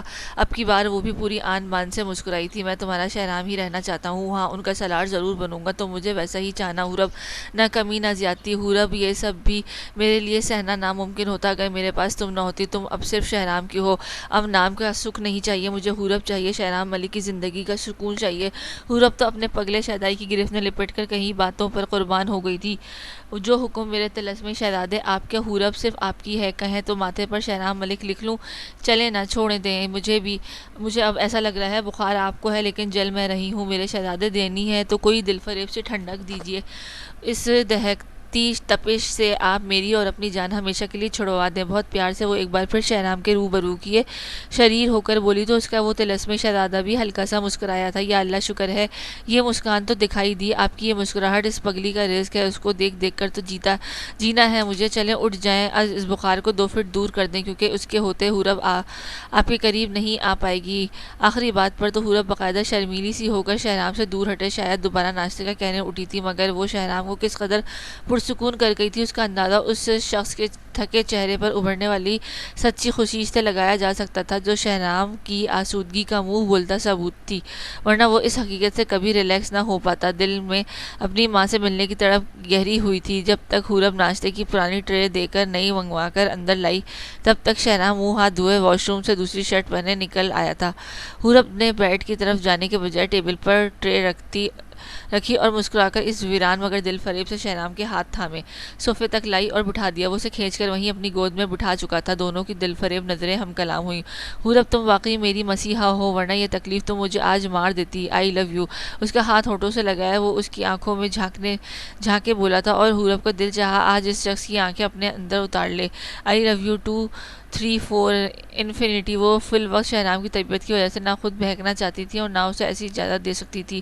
تبھی ہلکا سا شگوفہ چھوڑے اس کی غسیلی ناک دبائے ہنسی تو وہ بھی مسکرا دیا۔ پاگل، دل فریبی لیے شہرام تو اسے اپنی جان لگا تھا، آپ کے لیے ہی۔ اب رومانس ختم، پیٹ پوجا شروع۔ چلیں آج میں اپنے چننے سے شہزادے کو خود ناشتہ کھلاتی ہوں، اتنا سا رو کے خود کو لال کر لیتے ہیں یہ تو کوچی۔ حورب اسے صرف مسکرانا نہیں بہت سا ہنسانا چاہتی تھی، اور کامیاب بھی تھی۔ اب کی بار محترم نے حورب کے ہاتھ کی ہتھیلی کو متاع جان سمجھ کر چوما تو وہ اس کے اپنے دل تک گدگدی اتری۔ دونوں کی زندگی بہت دل فریب سفر پر گامزن ہونے کو بے قرار تھی۔ یا خدایا سرمد، یہ کیسا ظلم ڈھایا ہے آپ نے؟ آپ کو ذرا بھی خوف خدا نہ آیا؟ اس بچے کو آپ نے اس ہولناک سی اس کی سچائی بتائی۔ سرمد صاحب صبح کی پہلی فلائٹ سے پاکستان پہنچ چکے تھے، مگر یہاں آ کر اس نے سبین کو اپنی کارروائی کا بتا کر ان کے پیروں کے نیچے سے زمین نکال لی تھی۔ انہوں نے سبین پر ویسے بھی نیمل کے نکاح کو لے کر بہت غصہ تھا۔ فہد کے علاوہ باقی سب بھی نیمل اور فارس کے نکاح اور نیمل کی حرکت کے بارے میں جان چکے تھے۔ فہد کو تو جب پتہ چلا اسے تو یقین نہیں آیا تھا نیمل ایسا بھی کر سکتی ہے، مگر وہ سبین کے نیمل کو فارس کے ساتھ باندھنے پر بھی کچھ خوش نہیں تھا۔ اسے لگا تھا کہ نیمل کسی کو قابل نہیں ہے، میں نے بس نیمل کی بے عزتی کا بدلہ لیا ہے، وہ گھمنڈی سی قابل تھا۔ اور تم کس سے پوچھ کر تم نیمل کے ساتھ یہ زبردستی کی؟ میں اس کا باپ تھا، مجھے بتانا تو دور تم نے پوچھا تک نہیں، کوٹ کر कोट के बटन खोलते हुए सरमद एकदम ही तहज़दा होकर गरज कर बोले थे, आप पर छोड़ती तो यकीनन आज वो जेल की सलाखों के पीछे होती सरमद, और जिस तरह आपने बिना बने बनाए शहनाम पर जुल्म तोड़ा है ये उसका बदला समझे। मैं आपको पत्थर नहीं समझती थी, आप तो बहुत बेरहम निकले हैं। अरे उस बेटी की बेइज्जती का बदला इतना संगीन लिया जो आज तक खुद सबको बेइज्जत करती आई है। मुझे आपसे सिर्फ दुख है, कितना मान था मुझे आप पर, ये वाला जुल्म करके आपने तो मुझे भी रुला दिया। सबीन की आंखें दुख से भरी हुई थी और लहजा तेज तीर की तरह जख्मी कर देने वाला था। बाहर से गुजरती सारा वहीं दीवार से पत्थर बनकर लग चुकी थी। अपना ये जज्बाती ड्रामा बंद करो, शहनाम को उसकी सच्चाई बतानी वैसे भी अब ज़रूरी थी। वो कल का आया लड़का मेरे सामने अकड़ने की हिम्मत कैसे कर सकता है, उसकी सज़ा तो बरहक थी। सरमद का दिल को यूं लगा वाकई स्याह कर दिया गया था। बाहर खड़ी सारा की आंखें भी तकलीफ से अट चुकी थीं। दरवाज़ा तड़ाक से खोले वो अंदर आई तो वो दोनों भी साकित हुए थे। अल्लाह आपको इसकी सज़ा देगा, आपने मेरे बेटे पर इतना बड़ा जुल्म क्यों किया, आखिर उस मासूम ने आपका क्या बिगाड़ा था। सारा की आवाज़ इतनी दर्दनाक थी कि एहसन भी सुनकर उसी सिम दौड़े थे। फहाद और माज जो नाश्ता कर रहे थे वो भी आवाज़ सुनने वहीं आ गए। क्या हुआ है, एहसन ने बेयकीनी और परेशानी से कमरे में आती अपनी लरसती आवाज़ लिए कहा। सबके चेहरे यूं थे जैसे कोई बहुत बड़ा अलमिया पेश आया हो। सारा तो रोती हुई एहसन के सीने से जा लगी थी। शहनाम को सब बता दिया इन्होंने कि वो हमारा बेटा नहीं है। एहसन प्लीज़ आप उसे कॉल करें। हुरब से पूछे, वो ठीक है ना, आपके भाई ने मेरे शहनाम पर ये सितम तोड़ ही दिया। वहाँ मौजूद बड़े तो इस हकीकत से वाकिफ थे, मगर फहाद और माज ज़रूर हौलनाक सी सूरत बना चुके थे। फहाद ने एक अफसोस ज़दा नज़र सरमद पर डाली जो अब यूं खड़े थे कि जैसे उनको सांप सूंघ गया है। माज मामा को ले जाओ, एहसन ने चेहरे पर हकारत लिए कहा तो माज भी परेशान सा सारा का हाथ पकड़े और तसल्ली दिए बाहर ले गया। सबीन भी रो रही थी जिन्हें अब फहाद तसल्ली देने को बड़ा था। आपने सीधा सीने पर वार किया है भाई, बार बार मेरा भरोसा तोड़ कर आपने मेरा कलेजा चीड़ दिया है। बड़ा भाई क्या है, आपने बहुत बुरा किया है आपने, मैं उसके लिए आपको कभी माफ़ नहीं करूँगा। अगर शहनाम को कुछ भी हुआ तो मैं आपकी जान ले लूँगा। सुना आपने, एहसन आज पहली बार पूरी शिद्दत और नफरत से चिल्लाकर दहाड़ा थे। सरमद की आंखों की तपिश तो उन्हें जलाकर राख कर देना चाहती थी, मगर वो आज वाकई लाजवाब थे। आज सरमद ने दिल बीवी उन्हें पहली बार मलामत की थी। मुझे आपको भाई कहते हुए शर्म आती है, आपने ये वादा तोड़कर भाई मार दिया है। अल्लाह हिसाब लेगा आपसे। एहसन एक एक लफ्ज़ तकलीफ में लपेट कर उन्हें कहते अपनी रोती आंखें साफ किए बाहर निकले थे। निमल सोई थी, तभी सब शोर शराबे के बावजूद कमरे से नहीं निकली थी। फहद तुम शहनाम को कॉल करो, वो ठीक नहीं होगा। तुम्हारे डैड ने उस बच्चे पर इसकी ताकत से ज़्यादा जुल्म किया है। सबीन को तो बस शहनाम की फिक्र थी। सरमद तो रुख फेरे यूं अकड़ कर खड़े थे जैसे वो इस दुनिया के सबसे बेहिस शख्स थे। फहद भी एक रंजीदा नज़र अपने इस जल्लाद बाप पर डालता बाहर निकल गया था। चैन आ गया है तुम्हें मेरी इज्जत का जनाजा निकलवा कर, जी तो चाहता है तुम्हारा ये स्पीकर हमेशा के लिए बंद कर दूं। फहद के निकलते ही वो एक हकारत की नज़र सबीन पर डालकर धाड़े थे और वो तो पहले से मजीद रोना शुरू हो चुकी थी। क्या हुरब ये क्या कह रही हो? एहसन, फहद, माज और सारा रूम में थे। सारा तो रोए जा रही थी, मगर एहसन की इस हैरान कुन बात पर वो भी अपना रोना भुलाए एहसन की तरफ मुतवज्जा थी, क्योंकि एहसन के चेहरे पर एक पुरसुकून सा तासुर था। ठीक है, वो तुम्हारे साथ है तो बिल्कुल महफूज है, तुम दोनों कल खैर से आ जाओ, उसका ख्याल रखना। एहसन एक हल्की सी मुस्कान लिए फूल धरे मुड़े तो सारा अपने सुर्ख आंखों से बेताबी लिए बेकरार सी हुई, जिस पर वो तल्ख सा मुस्का दिए थे। जिसे अल्लाह ने सकून देने का अहद किया हो उसे बंदा बेसुकून नहीं दे सकता। शहराम को ना सिर्फ ये सच्चाई पता चली है बल्कि हुरब की फुप्पो गुल खावर ही शहराम की असल वालदा है। सारा, हमारा बच्चा हमारा है, लेकिन देखो अल्लाह ने उसे उसकी असल माँ भी लौटा दी। सारा बेयकीने से एहसन की सिम देख रही थी जो ख्वाब सी जैसी बात पर हैरान सी रोई दिखाई दी थी। वो गुल बहन, वो शहराम की असल माँ है, मगर एहसन मैं शहराम उसे नहीं दूंगी। शहराम मेरा बेटा है। सारा की आंखें तो कर्ब लिए मजीद तकलीफ में लिपट कर इल्तिजा कर उठी थी। माज इन सब सूरत हाल से खासा उलझा था। यह हकीकत उसको भी हिला चुकी थी। शहराम हमारा बेटा है, लेकिन वो गुल की 24 साल की तलाश भी है।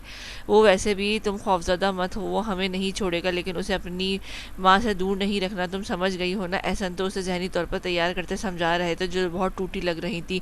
अपनी जान के टुकड़े को अलग करने का सोचना तक उनके लिए नामुमकिन था।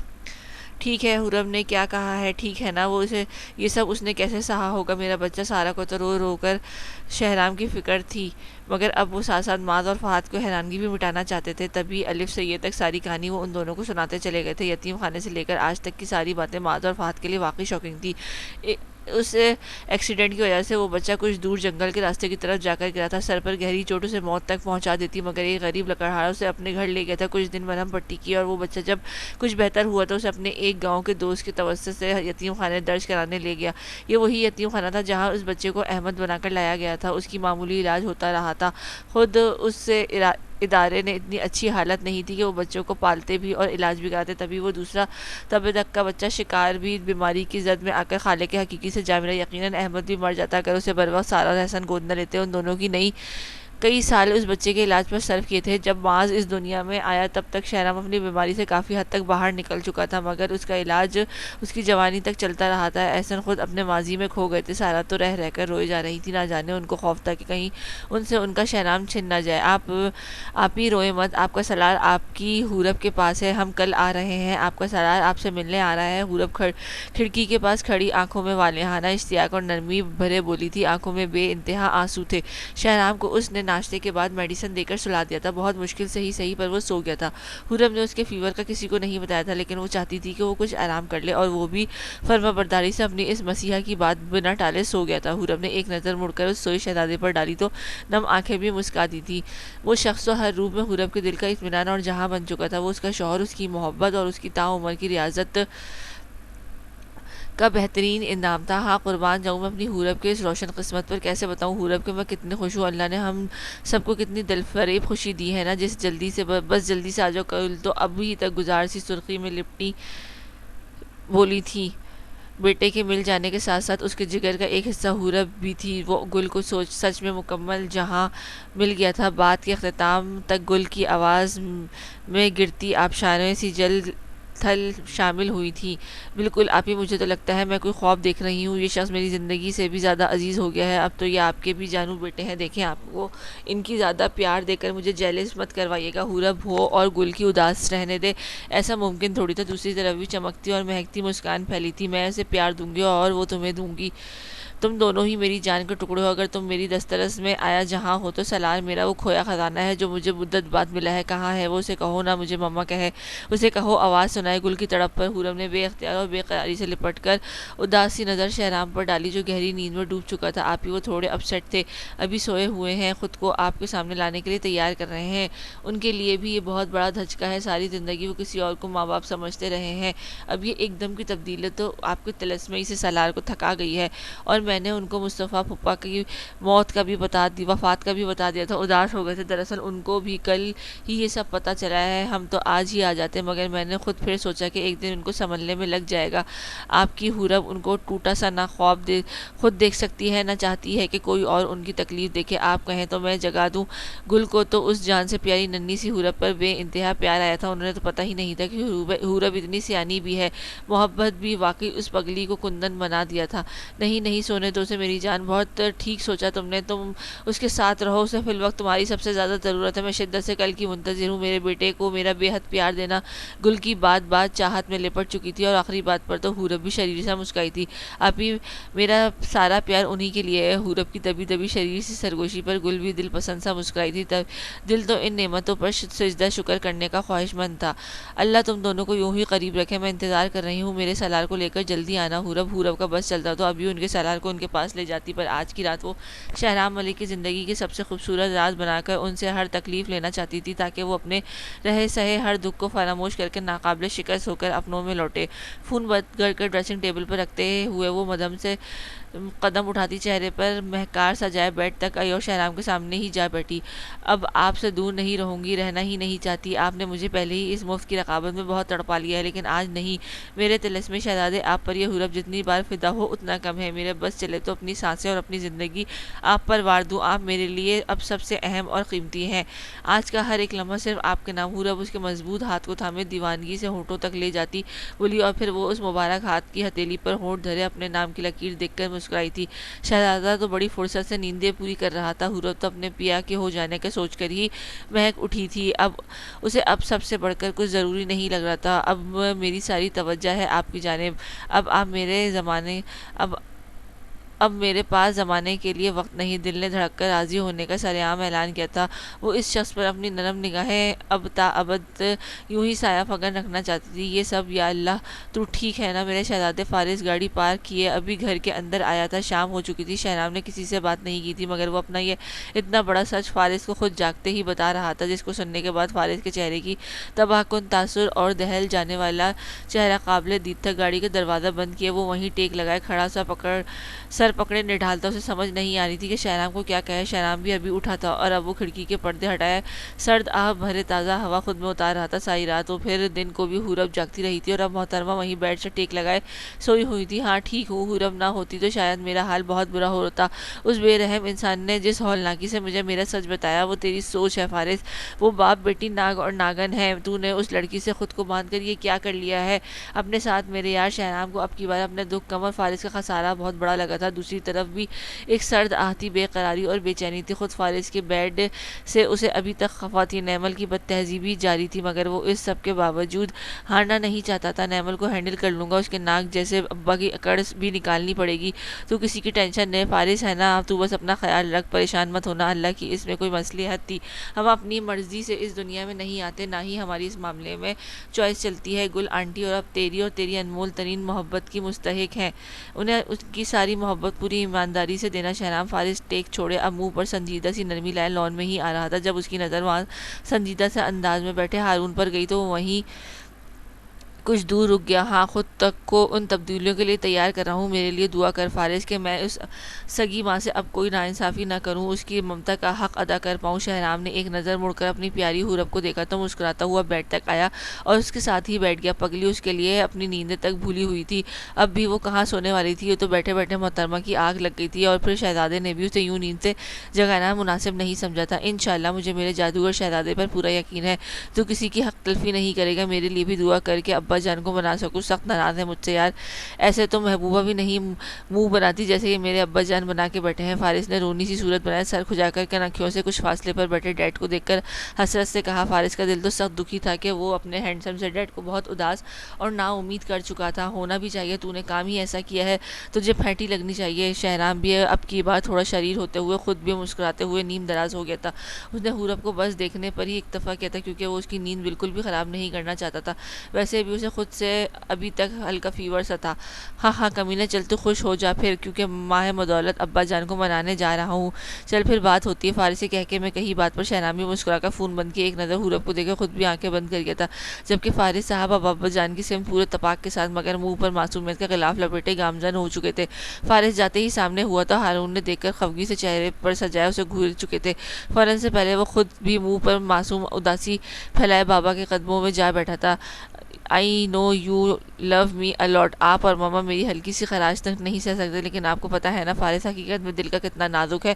ہارون نے فارس کی اس بات پر بھی دکھی تاثر سے فارس کو بے بس آنکھیں دیکھی۔ وہ خفا کم لیکن اس جان سے پیارے فارس کے لیے فکر مند زیادہ تھے۔ نازک نہیں، بے وقوف ہے تو، ہماری محبت سمجھتے تو اپنی زندگی کے ساتھ یہ مذاق نہ کرتے۔ ہارون تو ابھی بھی سخت ناراضگی اور رنجیدگی لیے ہلکے سے روپ میں بولے تھے۔ نمرا بھی کچھ دور کھڑی توجہ سے دونوں کی باتیں سن رہی تھی۔ مذاق نہیں ہے بابا، اسے دل نے چنا ہے اور اللہ نے سونپا ہے، اب تو وہ میری بیوی ہے، میں اسے سمجھا لوں گا، آپ دیکھیے گا، آپ مجھ پر بھروسہ تو رکھیں۔ فارس بہت حسرت سے درخواست کر رہا تھا، گویا بابا کو منانے کی اٹل کوشش کی جا رہی تھی۔ نمرا بھی اداس مسکان لیے وہیں آ کر دوسری کرسی پر دونوں کو یہ روٹھنا اور منانا دیکھتی ہوئی برا جامان ہو چکی تھی۔ ہارون نے ایک نظر نمرا پر ڈالی جو انہیں سر ہلائے بیٹے پر بھروسے کا اشارہ دے رہی تھی۔ جو بھی ہے تم اس سب سے افیکٹ ہوئے تو مجھے برا پاؤ گے فارس یار، ہم نے تمہارا دکھ سہنے کی کوئی ہمت نہیں۔ ہارون نے اتنا کہنے کی دیر تھی کہ فارس صاحب فوراً سے قدموں میں اٹھ کر ہارون کو زبردست گھیرے ہنس دیے تھے۔ نمرا بھی اپنی محبت رسیدہ نظریں دونوں کے اس پیار پر ڈالے ہنس سی دی تھی۔ فارس جانتا تھا کہ اس کے ڈیڈ زیادہ دیر اس سے روٹ نہیں سکتے۔ مجھے پتا تھا آپ نے برف کی طرح پگھلنا ہے، ڈونٹ وری فارس، آپ کو دکھی ہونے نہیں دے گا۔ آپ لوگ ایک دو دن تک جا کر رخصتی کی ڈیٹ لے آئے، میں چاہتا ہوں کہ اب اسے یہیں لے آؤں، فی الوقت اسے وہاں چھوڑنے کا رسک نہیں لے سکتا۔ ایک بار پھر ہارون کے چہرے پر رخصتی کا سن کر واضح خفگی ابھری تھی، مگر نمرا اور فارس کی مسکراہٹ کا تبادلہ دیکھ کر وہ بھی لیے دیے سے مسکرا دیے، مگر وہ حقیقت میں ابھی بھی فارس کے لیے بہت فکر مند تھے۔ نیمل ملک، تم ابھی بھی بے چین کیوں ہو؟ شہرام ملک کو تباہ ہو گیا، اب اسے اس کا سب کچھ چھنوا چکی ہو، پھر بھی کیوں دہک رہی ہو؟ آخر بیڈ پر سیدھی لیٹی ہوئی کسی غار کا گھپ اندھیرا دکھائی دیتی نیمل نہ جانے ابھی تک بے سکون کیوں تھی۔ میں اس شخص کی تباہی اپنی آنکھوں سے دیکھنا چاہتی تھی، وہ میرے پاس آ کر بھیک مانگتا اور میں ٹھکرا کر اسے حقارت سے دور دھکیل دیتی، پر ایسا تو کچھ نہیں ہوا۔ وہ شخص میری مرضی کے مطابق تباہ کیوں نہیں ہوا؟ نیمل کے چہرے پر صرف افسردگی کا گہرا سایہ رقم تھا، اسے شہرام ملک کی تباہی کی خبر نے بس وقتی خوشی دی تھی، جو اب بے سکونی بن چکی تھی۔ اس کا سارا دن وہ چاہ کر بھی کمرے سے نہیں نکلی تھی اور آج فارس نے بھی اسے تنگ نہیں کیا تھا۔ آج فارس خود آفس میں بہت مصروف رہا تھا، اس کی آج کافی میٹنگ تھی۔ نیمل نے نہ چاہتے ہوئے بھی سائڈ ٹیبل سے فون اٹھایا، نہ کوئی مس کال نہ کوئی میسج۔ آج اسے فارس کا یوں نظر نہ آنا کافی ڈسٹرب کر رہا تھا۔ دوسرا وہ اس انتہائی تنہائی سے بھی الجھی ہوئی تھی، اور ایک وہ نمونہ فارس منصور میرے ہر ظلم پر بھی مجھے قبول کر چکا ہے، پر مجھے وہ قبول نہیں، مجھے بس شہرام ملک اور حورب کی تکلیف سے سکون ملے گا۔ فون دوبارہ جھنجھلائی ہوئی وہ سائڈ پر دھرے کروٹ بدلے اداس سی تھی۔ اسی لمحے فون کی آواز پر نیمل پھر سے سیدھی ہوئی، ہاتھ بڑھا کر سپاٹ انداز میں فون اٹھایا تو فارس کا نام دیکھ کر وہ آج خفا نہیں بلکہ بیزار سی ہوئی تھی۔ اس کی بکواس سننے کا کوئی موڈ نہیں میرا۔ نہ چاہتے ہوئے بھی وہ بے دلی سے فون کاٹ چکی تھی۔ اگلے 10 سیکنڈ میں نیمل کے فون پر ٹیکسٹ نوٹس ٹون سنائی دی تھی۔ نیمل نے جلے تاثر کے ساتھ میسج اوپن کیا، کال نہیں اٹھاؤ گی تو فارس تمہیں اٹھا کر لے جانے میں وقت نہیں لگائے گا۔ آج کی جدائی ویسے بھی بہت مجھے بے قرار کر رہی ہے۔ فارس کا میسج اور لاسٹ پر آنکھ مارنے والا ایموجی دیکھ کر نیمل کو اس مفت کے روب اور بےہودگی پر غصہ چڑھا تھا۔ اس سے پہلے کہ وہ فون ملا کر اس کی درگت بناتی، وہ خود ہی بے صبر موصوف کال ملا چکے تھے۔ تم بار بار مجھ پر نازل کیوں ہو جاتے ہو؟ کہا ہے جان چھوڑ دو میری۔ نیمل کا جلا انداز تو فارس کو ہمیشہ کی طرح مسکرانے پہ مجبور کر چکا تھا۔ محترم ابھی نہا کر نکلے تھے، تبھی زلفیں بھیگی سی تھیں، دھڑام سے بیڈ پر گرتا ہوا وہ لاملیٹ ہوئے چہرے پر انتہا کی شرارت لا چکا تھا۔ جان نہیں چھوڑ سکتا تمہاری بہت جلد اپنے پاس ضرور لے آؤں گا۔ تفصیل سے کہ فارس کو کیسے نازل ہوتا ہے، ہائے پگلا تو نیمل کو ستانے کا ایک موقع بھی نہیں چھوڑتا تھا۔ ابھی یہ حال تھا، پھر رخصتی کے بعد تو نیمل کی عقل ٹھکانے لگنے والی تھی۔ او شٹ اپ، مر جاؤں گی پر تمہارے قریب نہیں آؤں گی، چیپ انسان، مجھے اب کال مت کرنا۔ نیمل کی جذباتی خفگی تو فارس کو بھی کچھ پل سنجیدہ کر گئی تھی۔ مجھے مجبور مت کرو، میں کچھ دن بعد کے بجائے ابھی آ کر تمہیں لے جاؤں، خود پر رحم کھاؤ۔ اور چیپ میں بہت ہوں مائی ڈیئر، اور مجھے اس پر الحمدللہ سے کوئی شرم نہیں۔ فارس کی بتی سی دوبارہ نکال کر واقعی اجالا کر گئی تھی، اور نیمل کا دل اپنی ہی سر دیوار پر مارنے کو کیا تھا۔ بہت گھٹیا ہو تم، نیمل کو باقاعدہ جھرجھری آئی۔ نیمل ملک، یاد رکھنا تم سے تمہارے ایک ایک زہر جیسے تکلیف دہ الفاظ کا بدلہ لوں گا۔ تم نے مجھے آخر سمجھ کیا رکھا ہے؟ میری محبت اور نرمی کی توہین کرنا بند کر دو۔ ایسا نہ ہو کہ تم فارس نامی اس آخری صاحبان سے بھی ہاتھ دھو بیٹھو۔ اب تم سے فارس تمہاری زبان میں ہی بات کرے گا۔ آج نیمل کا گھٹیا کہنا فارس کو بھی شدید گرا گزرا تھا، بلکہ نیمل کا یہ کہنا آج فارس کا دل درد میں مبتلا کر گیا تھا۔ ایک تو وہ پہلے ہی اداس سا تھا، اور اب یہ نیمل بھی جان کی دشمن بن رہی تھی۔ دوسری طرف بھی پتھرایا ہوا تاثر چہرے پر حیرانگی لا چکا تھا، لیکن وہ دبنے والی ہرگز نہ تھی۔ انا پرستی اور غرور نے نیمل ملک میں بھی کوٹ کر بھرا ہوا تھا۔ مہربانی فرما کے مجھ سے دور رہو، مجھے بات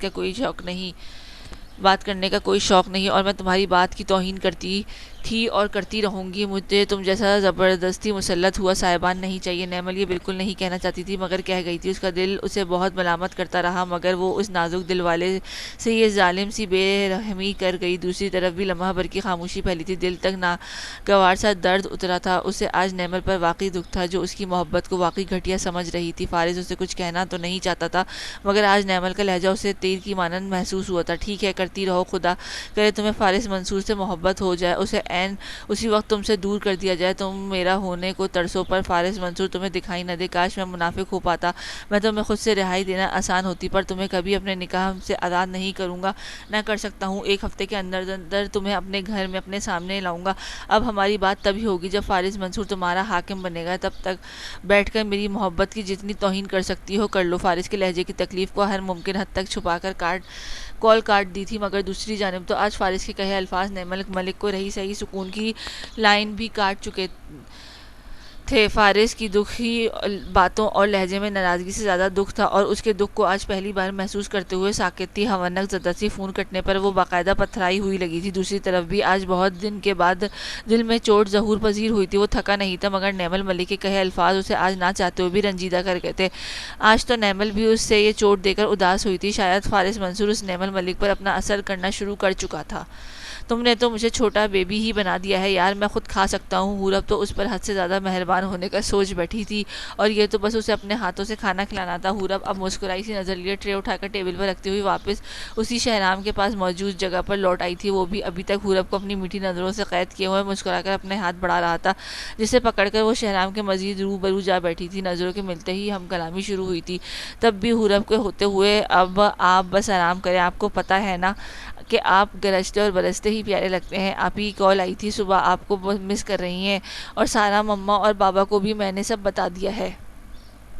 سب مجھ سے یہ امید کر رہے ہیں کہ میں آپ کو سنبھال لوں گی اور خیال بھی رکھوں گی۔ بہت لاڈ اور محبت سے وہ پھر ایک دم سے اداس سی ہو کر شہنام کے بالوں میں ہاتھ پھیرے، اس کے دل تک اترتی آنکھیں دیکھتی بولی، جو اس سے زیادہ سنجیدہ اور الجھا ہوا تھا، ہاں ان سے فون پہ بات کرنے کی ہمت نہیں ہے۔ اس پیاری ماں سے روبرو ایک ہی بار ملنا چاہتا ہوں حورب، میں ان سب کا سامنا کیسے کروں گا؟ مجھے عجیب لگ رہا ہے، یہ عمل تو مجھے تھکا دے گا۔ حورب کو وہ پھر سے بہت الجھن زدہ اور بے چین لگا تھا، تبھی وہ اس کے مزید قریب ہوئے تسلی آمیز انداز میں اپنے الجھے شہزادے کے بال بٹھانے کے بعد اس کا چہرہ دیکھ کر تسلی آمیز انداز میں مسکرائی، نہیں آپ تھک نہیں سکتے، حقیقت سے سامنا کرنا مشکل ضرور ہوتا ہے پر ناممکن نہیں ہوتا، خود پر بھروسہ رکھیے، اور ویسے بھی میں ہوں نا آپ کے ساتھ، آپ کا ہاتھ پکڑ کر ہم قدم چل کر آپ کو اس حقیقت زدہ عمل سے گزار لوں گی، بس آپ نے خود کو اسٹرانگ رکھنا ہے، بالکل ویسے جیسے آپ ہیں۔ شہرام تو حورب کی باتوں سے ہی اسٹرانگ ہو گیا تھا، تبھی ہلکی سی دل فریب مسکان اور جادوئی گرفت حورب کی کمر میں ڈالے اسے خود میں بسائے مسکرایا تھا، واقعی وہ اس کی ہر الجھن مٹانے پر مکمل قدرت رکھتی تھی، اسے ہنسانے اور مسکرانے پر آمادہ کرنے کا سارا اختیار رکھتی تھی۔ میری اصل طاقت تو تم ہو حورب، جب میں تمہیں پہلی بار دیکھا تھا تو میرے دل نے مجھے کہا کہ یہ لڑکی تمہاری اپنی ہے، تم نے جو سالار سے محبت کی تھی وہ مجھ تک آتی تھی، میرا دل بار بار کہتا رہا کہ شہنام حورب خاور تمہاری ہے، پر یہاں بھی میں نے دل کی کوئی بات نہیں مانی، یہ اللہ کا کتنا بڑا انعام ہے کہ اس نے مجھے اتنے اعلیٰ مرتبہ دے دیا ہے، میں اپنی زندگی سے اتنا راضی کبھی نہیں تھا جتنا آج ہوں، مجھے ایسا لگتا ہے کہ پروردگار نے تمہیں دے کر مجھے ساری زندگی کا سکون دے دیا ہے، تم ہو تو میں اس صدمے سے نکلا ہوں، ورنہ میرا کیا ہوتا؟ حورب شہرام کی شدت اور محبت میں ڈوبے ہر لفظ پر اپنا دل مچلتا محسوس کر رہی تھی، اور وہ جو حورب کی بات تک کے دوران اسے اپنے بے حد قریب کی اپنی سانسوں کی حدت پہنچا رہا تھا، ایک دم سچا اور رش زدہ لگا تھا۔ حورب تو بس فدا سے انداز میں مسکرائی اور اپنے ہاتھ کی انگلیاں محترم کے ہاتھ میں ڈالے اس کے سینے سے لگا گئی اس کے سینے سے لگا گئی۔ آپ نے بہت تکلیف سہی ہے شہرام، انعام بھی تو بڑا ہونا تھا، میں نے سالار کے نام سے شادی سے پہلے تک مجھے اتنی محبت کی تھی، وہ بہت سچی تھی، وہ ساری دعائیں مجھے آپ کی صورت قبول ہو کر ملی تھیں، سمجھ نہیں آتا کہ اب ساری زندگی اپنے لیے کیا مانگوں گی، بس آپ کی خوشی اور سکون چاہتی ہوں۔ وہ حورب اس قدر قریب ہی تو چاہتا تھا کہ حورب اس کی رگے جاں دکھائی دے، اور آج وہ مقام تھا کہ دونوں ایک دوسرے پر قربان تھے۔ حورب کی آواز اور لہجے میں ایک آسودگی تھی، شہرام نے اپنے ہاتھ میں پھنسا حورب کا ہاتھ ٹھیک سے پکڑتے ہوئے اپنے ہونٹوں تک لے جا کر بے پناہ محبت سے چوما تھا، اور وہ بھی دلگیر سی مسکان لیے سر اٹھائے اپنے اس جہان کے روبرو ہوئی تھی۔ میری خوشی اور سکون تم ہو، تم بس میرے پاس رہنا۔ حورب کے کندھے پر پھیلے بکھرے بال سمیٹ کر ہٹائے وہ اپنے ہاتھ سے اس کے ماتھے کی چند آوارہ لٹیں ہٹانے کے بعد ٹیک چھوڑ کر اسے اپنی نگاہوں کے ظالم مگر آسودہ سائے میں لیے سنجیدہ ہوا تھا۔ حورب اس کی سنجیدہ نظر کہاں سہ پائی تھی، دل تک سرگوشی کرتے گدگدی اتر کر اس کی انگ انگ میں مہکار بھر چکی تھی۔ حورب تم بنا دیکھے بھی مجھے خود میں سمیٹ کیوں لیتی ہو؟ میرا دل چاہتا ہے کہ میں تمہارے قریب آؤں۔ شہرام کی آنکھوں میں خماری کا رنگ لہرایا تو حورب بھی گھبرائی ہوئی سر جھکا گئی تھی۔ اف، یہ منظر وہ تھا کہ جیسے جلتی دوپہر میں ٹھنڈا ابر چھا کر اندھیرا کر جائے، دلکشی کی انتہا پر لپٹا حسین پل، یہ شخص اس پر آج بھی بہت بھاری تھا۔ پھر شہرام کی نظریں ایک نئی شرارت پر آمادہ تھیں، حورب بھی اس کی نظروں کی بہکتی ترنگ بھانپتے شریر ہوئی۔ آپ کا دل بہت وہ ہے تبھی؟ حورب کی شرمیلی سی ادا پر تو شہرام ملک نے ہلکا سا جن آیا تھا، تبھی ایک ہی جھٹکے سے پھر سے حورب کو بے حد روبرو تھا۔